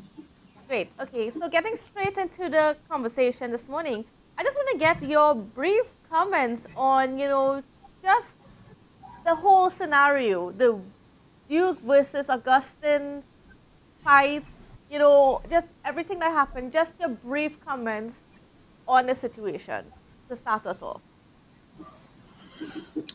Well, in December, what the people of Tobago chose to do was to elect the PDP on the promise by Duke and Farley that they could work together to put up a competent government in place. Where we are now is we can see that they couldn't keep that promise. Neither of the two had the capacity to operate a system in which the political leader of the party is not the head of government. All over the world, the political leader of the party is the head of the government. But we were trying an experiment here in Tobago, and neither Duke nor Farley Augustine demonstrated that they had the knowledge and skills and technical capacity to make that work. So it broke into commerce, and that's where we are today. So in essence, would you say that the experiment failed? Yeah, the parties demonstrated they didn't have the capacity to make that work. And then Because you know, Candice, you have to have a genuine understanding of good governance in order to make an experiment like that work. This is clearly what was absent in the discussion here. Well, I'm going to take this a little bit further. Do you think that Tobago made a mistake in putting their trust in the leadership of Mr. Duke and Mr. Augustine in December? No, I wouldn't say that. I would say it was a good promise. If we could get that model to work, it would have to work on the foundations of a serious effort to establish a democratic system of government in Tobago. That would be great for Tobago. It's not the people of Tobago making a mistake as much as the incompetence of the players involved, really. That's what I see. I don't see any mistake on the part of the people of Tobago at all. Now, you said that there's incompetence on both players, both Mr. Augustine and Mr. Duke. I would just like you to elaborate a little bit on their incompetence. So I guess we could first start with Mr. Duke and then treat with Mr. Augustine as to why you see them as being incompetent right now in their roles. Well, what would have been required is what I am talking about. The political leader of a party has the responsibility to build the party in a way that allows the activists on the ground in the party to drive a democratic process. They talk to the constituencies, they go around in the communities and they educate the communities about what the government is trying to do. And they ought to have a mechanism inside the party to take that information to some sort of central committee or other. That's the mechanism. And tell the leadership of the party, well, this is what the people in the constituencies are saying. This is what we, the people in the party, want to do. You need, as the executive, to go and get that done. Clearly, Mr. Duke didn't have the capability to build such a party. Now, on the government side, you need the mirror of that. The people of Tobago need a way to tell the Executive Council what we think about how government should work, what policies should be put in place, and so on, alongside what the public service is hired to do every day. And clearly, Farley didn't either have the capacity to put that in place or understand what had to be put in place. But in any event, after 9 months in government, we have no way for the people of Tobago to tell the government what to do. If those two things are not put in place, the experiment couldn't work, because the party would have no way to influence the Executive Council in a democratic structure. There would be no democratic framework that would allow Farley to be the head of government in a serious way while knowing what the people of Tobago want him to do, either in the party or in the public. That's the incompetence I'm talking about. It's not unique to Tobago, let me say. It's there in Trinidad and it's there all across the Caribbean space as well. But here, if we could have solved it, we would set a fundamentally good platform for the development of Tobago. We haven't been able to solve it, and we shall have to see what the remaining components of the government would do on such a matter. Now, if I'm gathering correctly from your statements as well, is that you are disappointed about the whole situation, especially after being someone who spoke on their platforms on the campaign trail for both in the two elections in 2021. You know, you were very, very prominent on those platforms, and you motivated people in Tobago to put their trust in the PDP. But now you are left disappointed. I campaigned, well, let's not use the word disappointment. I campaigned to change the PNM and put a government in power that was making the right kind of promise to the people of Tobago. The fundamental promise that was made is that we will empower you. We will give you a chance to shape your own destiny. That's the main promise that was put all across the Tobago space. And that is the promise that was not kept. As a social scientist, I'm simply observing that it seems to me that the reason the promise was not kept is the lack of capacity in both players, both of the leaders, the leader of the government, who after 9 months hasn't put any mechanism in place to hear the voice of the people of Tobago, and the leader of the party, who after 9 months could not establish a democratic party inside the PDP. That's the evidence you have in front of you. Okay. Well, Mr. Duke also said yesterday that there's a mutiny. The whole situation, the whole election of a deputy chief secretary was mutiny. And I just want to get some of your reactions to that statement. What do you think about that whole situation yesterday? Was it mutiny, as Mr. Duke said? Well, I didn't hear him talk. What I observed is the consequence of him deciding to, well, first the consequence of his failure to build the party in a democratic way, and then on the back of that, the decision to remove himself from the government and to resign as the deputy chief secretary. That's what I observed. And you left Farley and the rest of the government no choice but to move on.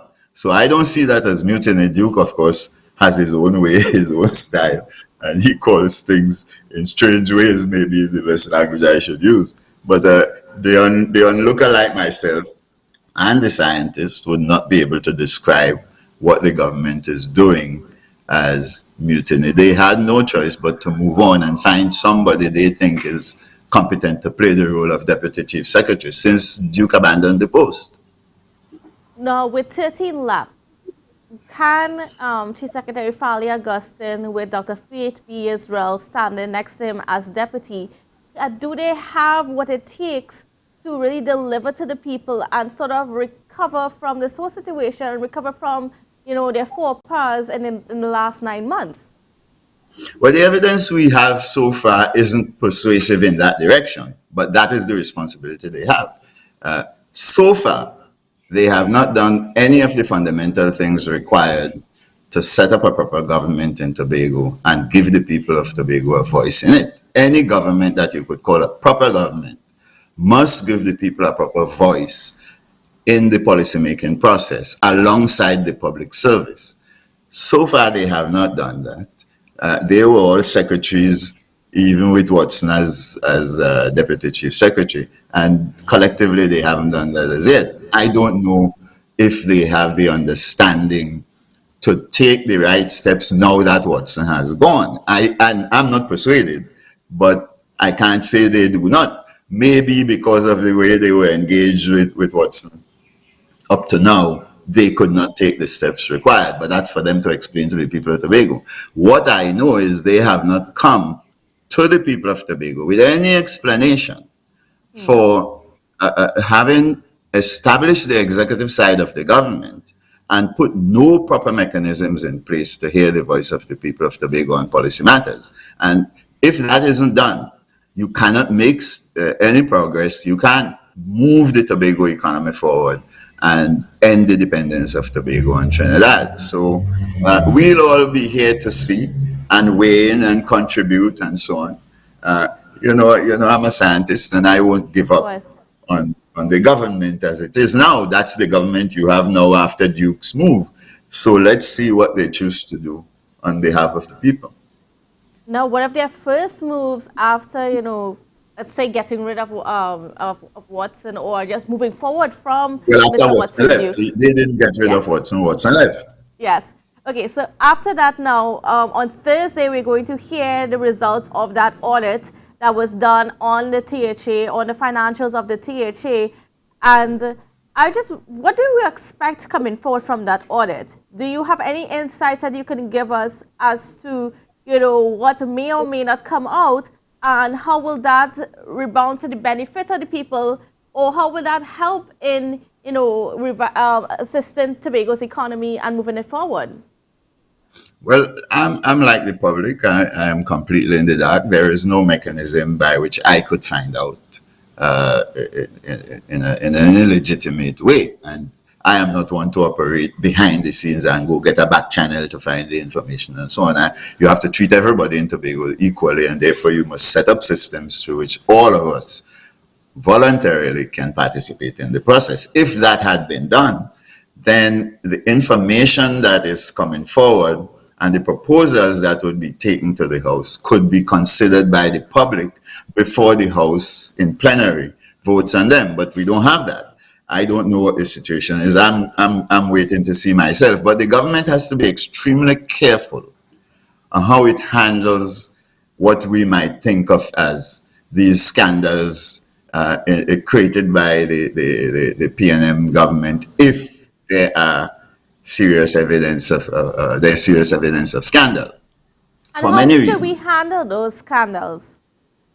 Well, that's my point. If you have to be careful for several reasons. First of all, the community in Tobago that is trying to develop is very small.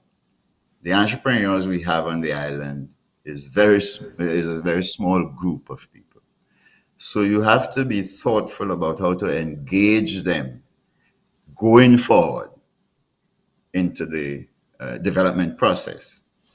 The more you shatter the unity of the people, the more difficulty you would have mounting a development program. Government has to weigh that against the need to punish wrongdoers, and you have to balance them properly and carefully. And you balance them thoughtfully by engaging the society in a careful discussion about what is to be done. Remember, this is not Fali's problem or Faith's problem.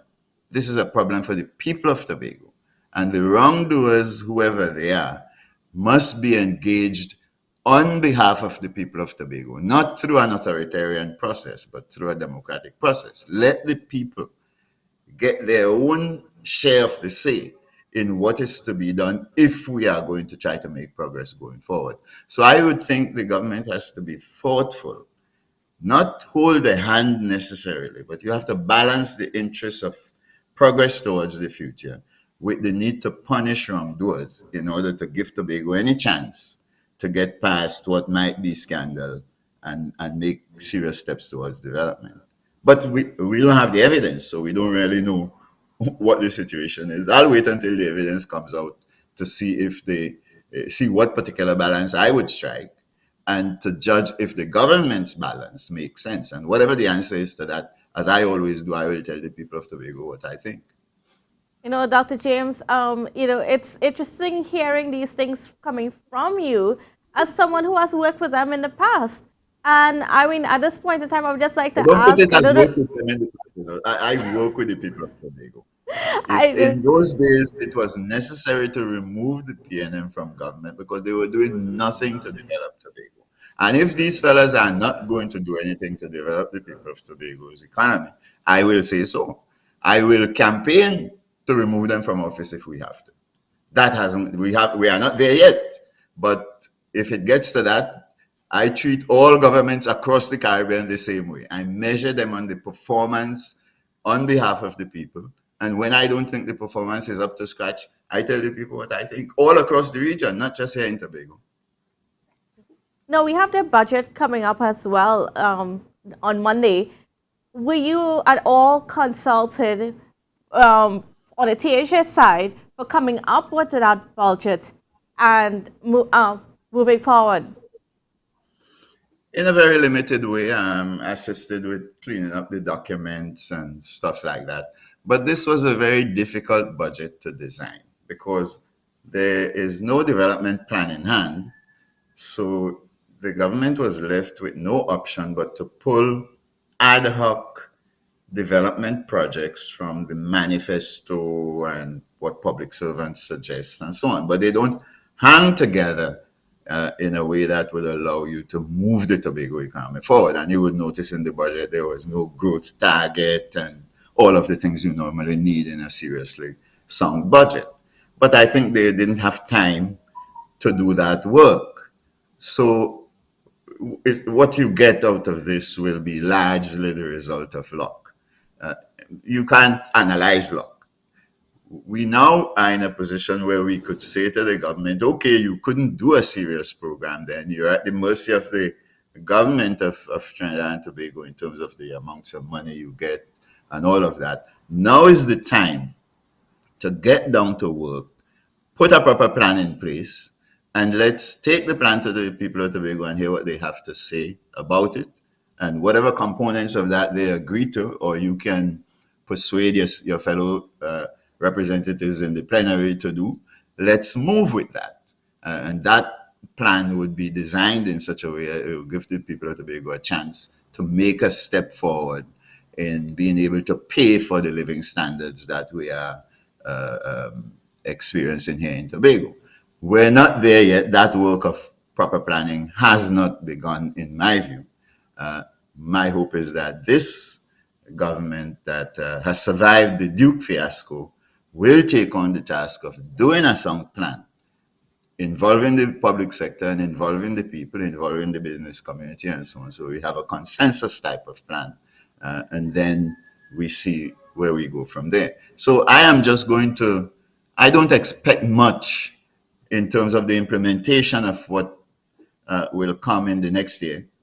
And I don't expect the government in Trinidad to meet Farley's request to give them 6.9% of the national budget. That's not my expectation. Comimbert would do a great favor to Tobagonians if he surprised me, especially, and provided a 6.9%. But let's see. Whatever we get, that's locked into that budget and that law. We now have a chance to sit down and think through where we want to go from here with serious work, and then take the steps to go where we ought to go. Now, one of the criticisms from Mr. Augustine, I guess in recent months, that has been popping up in conversations is that he has not been speaking to the right people, or at least taking advice. Now, yesterday he announced that, we have people like Miss Ingrid Melville, Mr. Alan Richards, Mr. Ho Choi Charles, and he announced that several others are going to be coming on board. Of course, this is all free of charge, but, to accept their advice, is this a little too late to sort of go to these figureheads, these people with a bit of experience and a bit of knowledge to get that advice as to, moving forward, and then what should be the correct the correct moves within the space? Well, I wouldn't say too little, too late. It's simply not what we mean when we talk about setting up the government properly to carry Tobago forward. An economy like Tobago only moves forward if proper institutional arrangements are put in place to allow for the voice of the people. Remember, we have three sets of things we have to do. On the institutional front, we have to govern ourselves in terms of making laws and rules and so on. We have regulatory arrangements to put in place on the fly as we see how our business community works. They will have to be regulated, but those regulations have to be put in place under conditions of the rule of law. And then we have a business environment that we have to create to allow a private sector to evolve in Tobago. Tobago is in a massive mess with a very weak private sector, which is the source of pretty much all our economic problems. And the THAs are a bedrock of low productivity.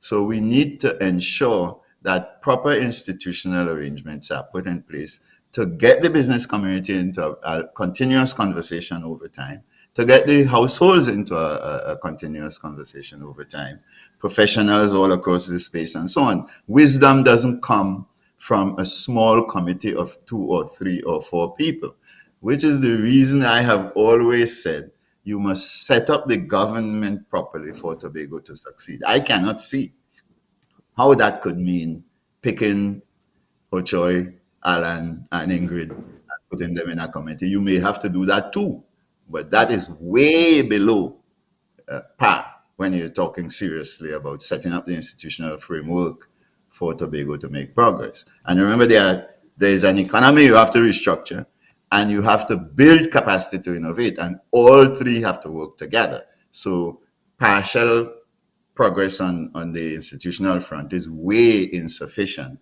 to move something like this difficult Tobago problem that we have forward.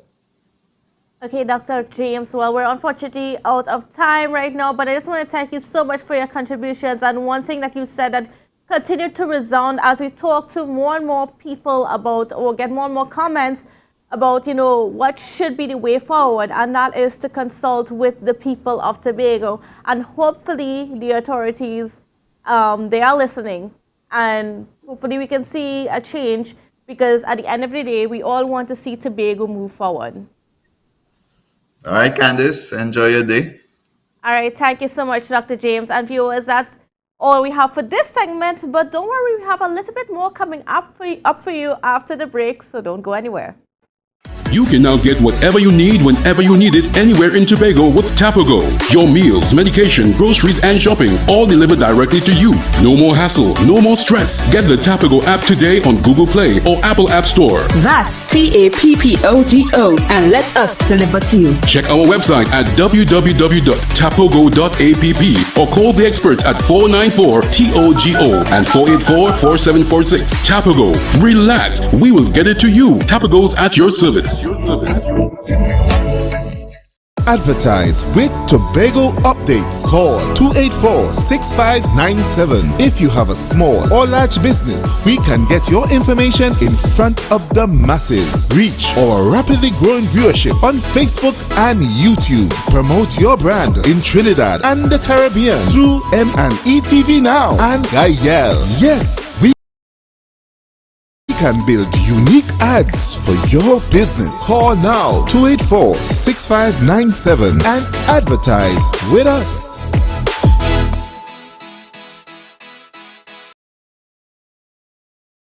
If you see or know about a crime, report a crime safely and anonymously. Call 800-TIPS.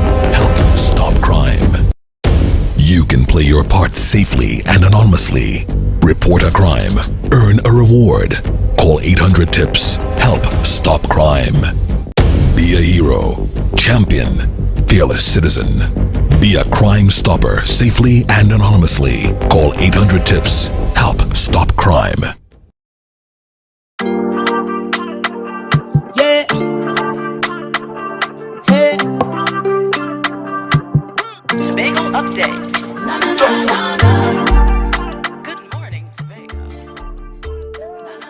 Yeah, welcome back to Good Morning Tobago, and we're continuing our conversations, but we're shifting away from the politics, and we're just getting into some important functions within our space as it pertains to, I think, one of our most important resource, and that's in natural resources to say, and that's the Main Ridge Forest Reserve.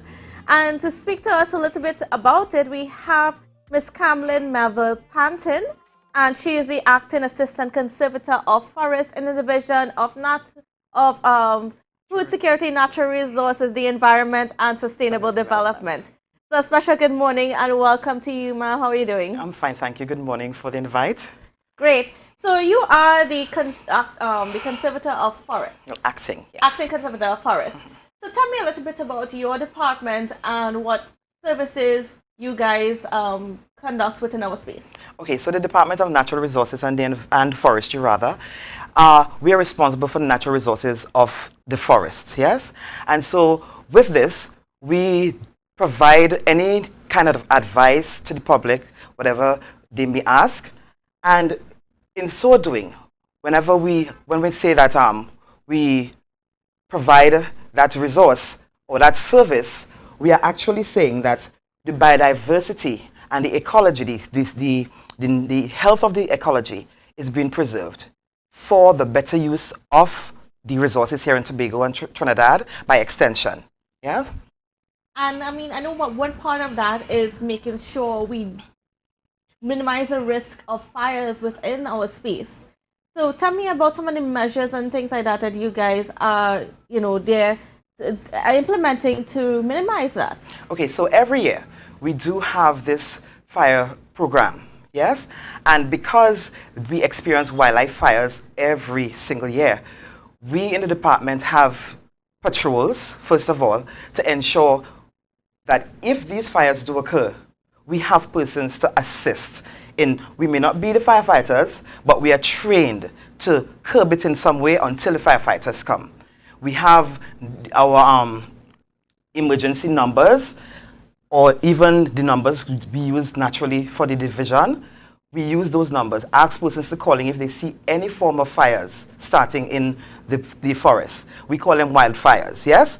And so because we actually hope that the public will assist us in actually calling in and giving us the advice, or information rather, as to say, okay, we have this fire occurring in this area, and so we will send our officers. Besides that, we call the fire services because, I mean, if it's a large enough fire, we're not trained to actually control those. How much has, our forest been affected by fires in recent time? Well, the good thing is that we have not had large areas being burnt. Of course, we will have persons setting fires because they love to see fires. And thank God we have not experienced much of those, but we tend to have slash and burn occurring in Tobago. That is, farmers having to cut the area to plant their crops, yes? And so because they don't ensure that there is a buffer, these fires escape. And so they may become a little more than we could handle. So the fire service is more or less who is being called in to ensure that this is curbed. But Tobago, thank God, not as much as in Trinidad, we do not experience the intensity or the great value of forest burns. And what about when it comes to illegal logging? Because I know that's a concern. And I even remember at one point in time, hiking in the forest, and you were hearing the chainsaws somewhere off in the distance, and it's very difficult to tell where exactly it is because just of the nature of the forest. But what measures are you guys putting in place to ensure people don't come in there and start to cut down our trees? Well, first of all, the first thing that we try to do is educate the public. Yes?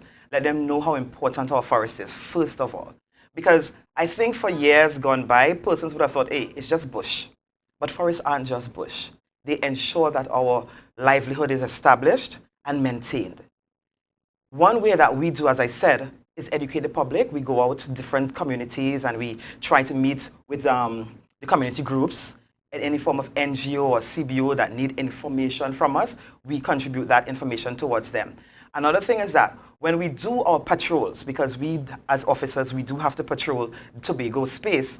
And so when we do our patrols, we ensure that even if we meet somebody on the block, we'll say, well, explain to them who we are, what is our mission, as forestry division. And we're hoping that that is enough for people to understand the importance of our forest. If persons are to come to realize, and not only informing the persons whom we may meet in the public, but we also go to schools. Yes. And I think there's where it actually begins, education. When we go to our schools, and sometimes we are amazed at how these children already know the information. So it's like us just going in to reiterate what they already know. And for those who do not know, it's important that we go out to the schools as well. Any group that needs assistance or information from us, we are willing and able to give that form of information. And we know that our main ridge rainforest is the oldest protected rainforest in the Western Hemisphere. And I mean, if that shouldn't be reason enough to protect it, well, then we also have the designation of it being as part of the UNESCO Man and the Biosphere program. And how, since that program has been there, how have you guys been working to, bring about that greater level of protection of the rainforest? Well, we actually have a management plan put in place. So that is one way of ensuring that that is protected. But more so, we as forest officers within the division, we think that educating, and as I would have said before, education is key. Yes. Yeah? And we work along with the CBOs and the NGOs who I know, Eric, which is the persons who are more or less heading Yes, that the section, Environmental Research Institute of Charleville. Yes, we work along with them as well. So is that we network. Another important issue, networking with those who have the same mindset and the thought about how important our natural resources are, and working towards ensuring that this is maintained for generations to come, not only for ourselves, but for the generations in the future. Tell me a little bit about some of the programs that are under, or the departments, I should say, that are under your division, or I guess the units. Yeah, it's a department and their units. Yeah. Right? Tell me a little bit about the units that are part of that department and the work you guys do. All right, so first of all, we have the wildlife unit. Yes? And this area is where you will see most persons gravitating to, especially our hunters. The wildlife unit has game wardens who will normally go out and do most of our patrols within the forest and throughout the island. And the wildlife department, or unit rather, they are responsible to ensure that the Conservation of Wildlife Act is governed, well, the Wildlife Act governs us as the wildlife unit, yes? And what they do is ensure that it is upheld, that law. First of all, when anyone wants to, as we're coming up to the hunting season, if anyone wants to go and hunt, we are asking persons to ensure that you hunt within the hunting season, or the open season as we call it, yes? And that spans from October to the October of one year to the last day of February the following year, whether it's the 28th or the 29th if it's a leap year. Another thing is that persons are allowed to keep that, not keep, but actually try getting rid of all the catch that you would have had within the season. Yes. I know a lot of people tend to say, okay, because we have March, to get rid of this stuff, we still hunt. But I want to warn persons, if it is that they are caught hunting, they can be arrested. And then why is it so important that we respect those times? Excuse me. Why is it so important that we respect those times and we don't hunt outside of those times? Okay, well, if it is that you want to keep hunting and getting that said wild meat that you want to get, you will have to do that. Reason being, there's a time that the animals will have to reproduce. And that is the time that the season is closed. Yes?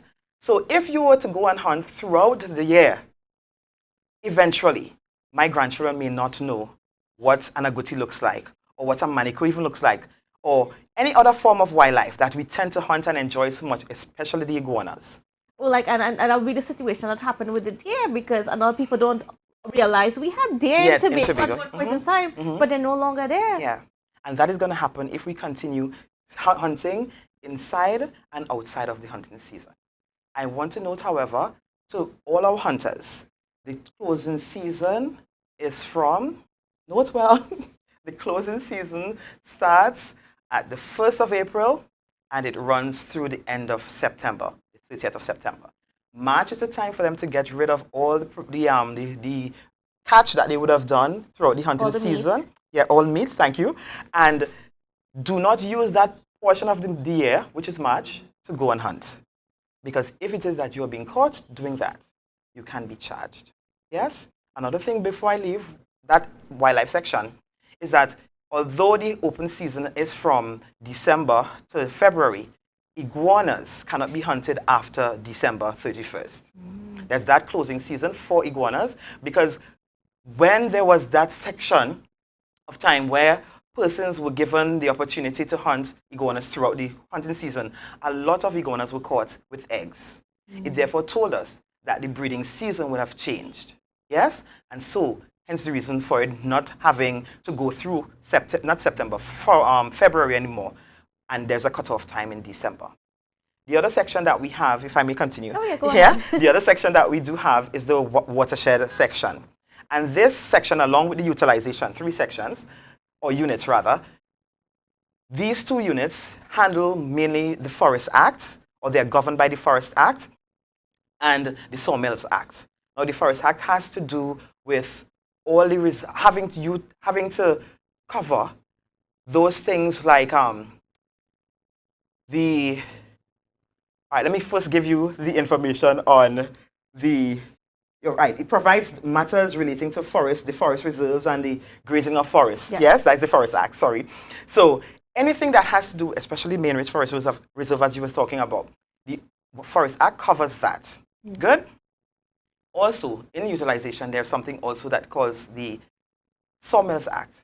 Now, much persons, as you were saying, sometimes when you would have walked in or driven into the forest, you would have heard saws cutting trees and stuff. Yes. And this is the act that would protect those trees. I mean, we need to understand that trees are important. I can't stress on that enough, because without our trees, we won't have waterfall.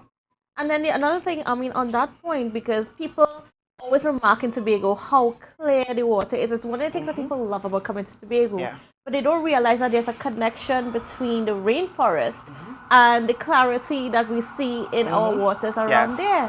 So that if that isn't reason enough for us to preserve our trees, I don't know what is. Yes, indeed. And the main-range forest is like the main lung of Tobago, the lungs of Tobago. We have so many trees there, and we have so many different types of forests within that space, that we should be so proud as Tobagonians to ensure that, hey, we assist the forestry department in ensuring that these trees are being maintained and taken care of. One of the things that hurts me much is that when we drive through the rainforest today, there are so many garbage on the streets. Years gone by, we would not have seen that. Yes. We would have lost the pride that we had in Tobago, you know, to ensure that what we have is being maintained pristinely so. It is important that we do that, and I hope that the viewers this morning, I trust that children are hearing, and it's not hard to convince our children, because once you give them that information, they pick it up and they run with it. I remember we would have had some tours last summer, past what we call summer, and some of the students there, the Book Reef Trust had invited us to do a tour. Yes? And when I listened to the information being sorted by these children, the questions that they would ask, I was feeling very happy to know at least the future seems really bright. So I'm trusting that our adults could, you know, we need to treat our adults right now, because I mean, and it speaks on another thing, because when you go around, and even like in those areas, the lagoon areas, even down on the western end, you see a lot of people just dumping there. It's sad.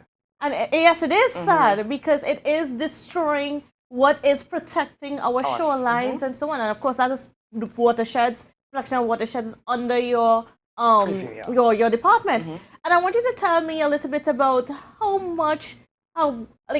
badly has that pollution, or us just discarding our trash in those areas, how badly has that affected the health of our watersheds? Well, I mean, if we were to be honest with ourselves, we would see it. Trees are dying, and there's a reason for that.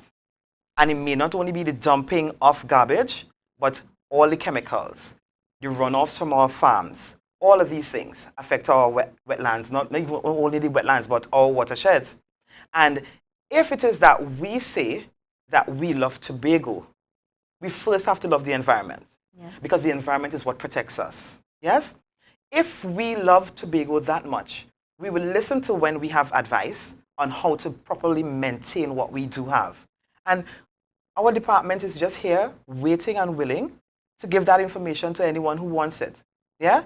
Our offices at Chauvin Building, corner Chauvin and is it Milford Road? Milford Road. Milshire Building. The Milshire Building. Everybody knows it as licensing building, because we try to explain to them. They say, is that licensing office? But you know. So we are there, and we are willing to share the information that we have. If groups are willing to have us come talk to them about it, we are willing as well to share that information. And I mean, I really, at this point in time, because we have to wrap up now, but I want to encourage groups and, I mean, encourage the NGOs, FBOs, you know, to get connected with you guys, because it is important that we reinforce this message of protecting our environment. You know, at one point in time, our tagline was clean, green, safe, and serene. I mean, and it's still valid.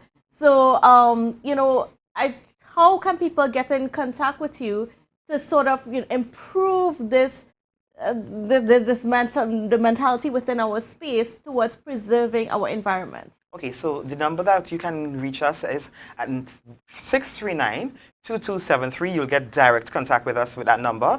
Or you could also use the division's number, which is 639-1966. And of course, they'll transfer you to our section. Just ask for the Department of Natural Resources and Forestry. Okay, and I'm also getting that we have just a few more minutes. All right.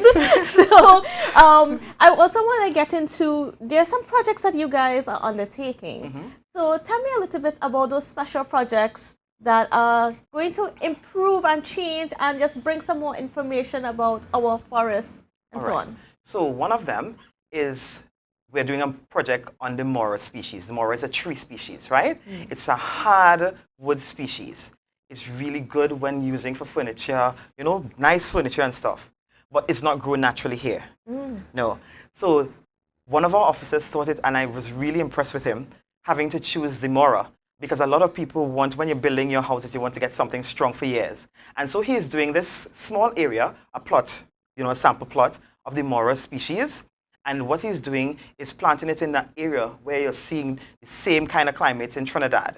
We have that in Salibir, being grown a Mora plantation. So he's using that small area in Hillsborough because there's a similarity in the climates and the temperatures there, So we're doing that as I said, a sample area. So it's going to be like a project jumping off of having to find out, is this Mora going to be sustainable in Tobago? Okay. Is it going to become invasive? Because we don't want to introduce anything that is going to become invasive. So these are some of the things that the project will be looking at to see, first of all, if it will be feasible doing it here, because the area is not as, there's a certain amount of rainfall that is required. 80 to 100% of rainfall in areas that this tree is grown, right? Wow. Hillsborough is not as wet, but it is very moist. So that's why we're using Hillsborough, because that is one of the major areas that we have our plantations, a mixed forest that is.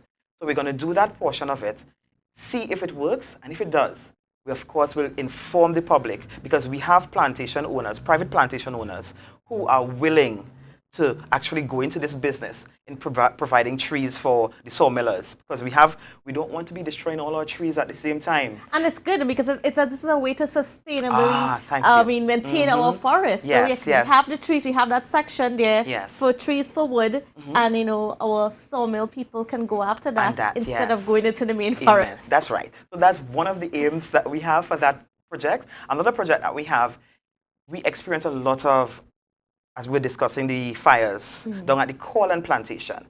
So the other officer is now trying to ascertain whether if we plant a certain species, if it's going to protect the plantation that we would have planted from having fires jumping. Well, we call it jumping. The fire lines that we normally put down every year. If this species is going to curtail the spread of fires. So another thing is that we should have done a sample plot again, growing Gliricidia. A lot of people might question Gliricidia, why? But it's a hardy plant. As much as it may look, scribbly or whatever, this is a species that she's thinking that is going to be useful in controlling that.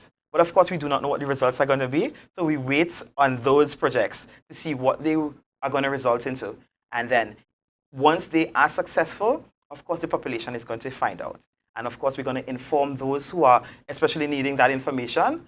And the last project that we have is a bird ID species project. Well, sorry, identification program. And the reason why we're doing that, we have information on the type of birds that we have in Tobago. Yes? However, in the main range of the 220 so species or a little more that we have in Tobago, approximately 100 can be found in the main range. Wow. But the purpose of the project is to actually do a survey approximately 300 meters west and east of the visiting center, that area where everybody goes and enjoy the breeze and stuff. So we're doing a project looking at how many birds you could find within that space. Good? And this is going to be used for persons who visit that area, because not everybody will be able to walk on the trails. Right. So we're asking, the question that we're asking with the project is, how many of these species that they may find within the forest itself or when they go on trails, how many of it can be seen along that roadway. Thus far, we have found almost 30 species already of this approximately 100 that is within the rainforest. So that is really informed information that will be used for all our tourists, local or international. There's so many possibilities. And I guess at this point, well, we definitely have to wrap up now. But at this point, it's a good, I mean, you're hearing this wonderful information. It's a good point to emphasize that, you know, for our young viewers, you know, these are some areas that you can get into to study what we have within our main forest. You know, I mean, there are a lot of job opportunities where this is concerned. So, might consider, you know, forestry and that sort of thing and animal wildlife as career paths, and then contribute to just the sustainability of our island and just the protection of our island for future generations. I want to thank you so much for being on set with us. It was such a pleasure speaking with you. And viewers, yes, again, thank you for being with us. And we'll see you again tomorrow at 7 a.m. So have a wonderful, safe, and productive day. I am Candace Jackson. And bye for now.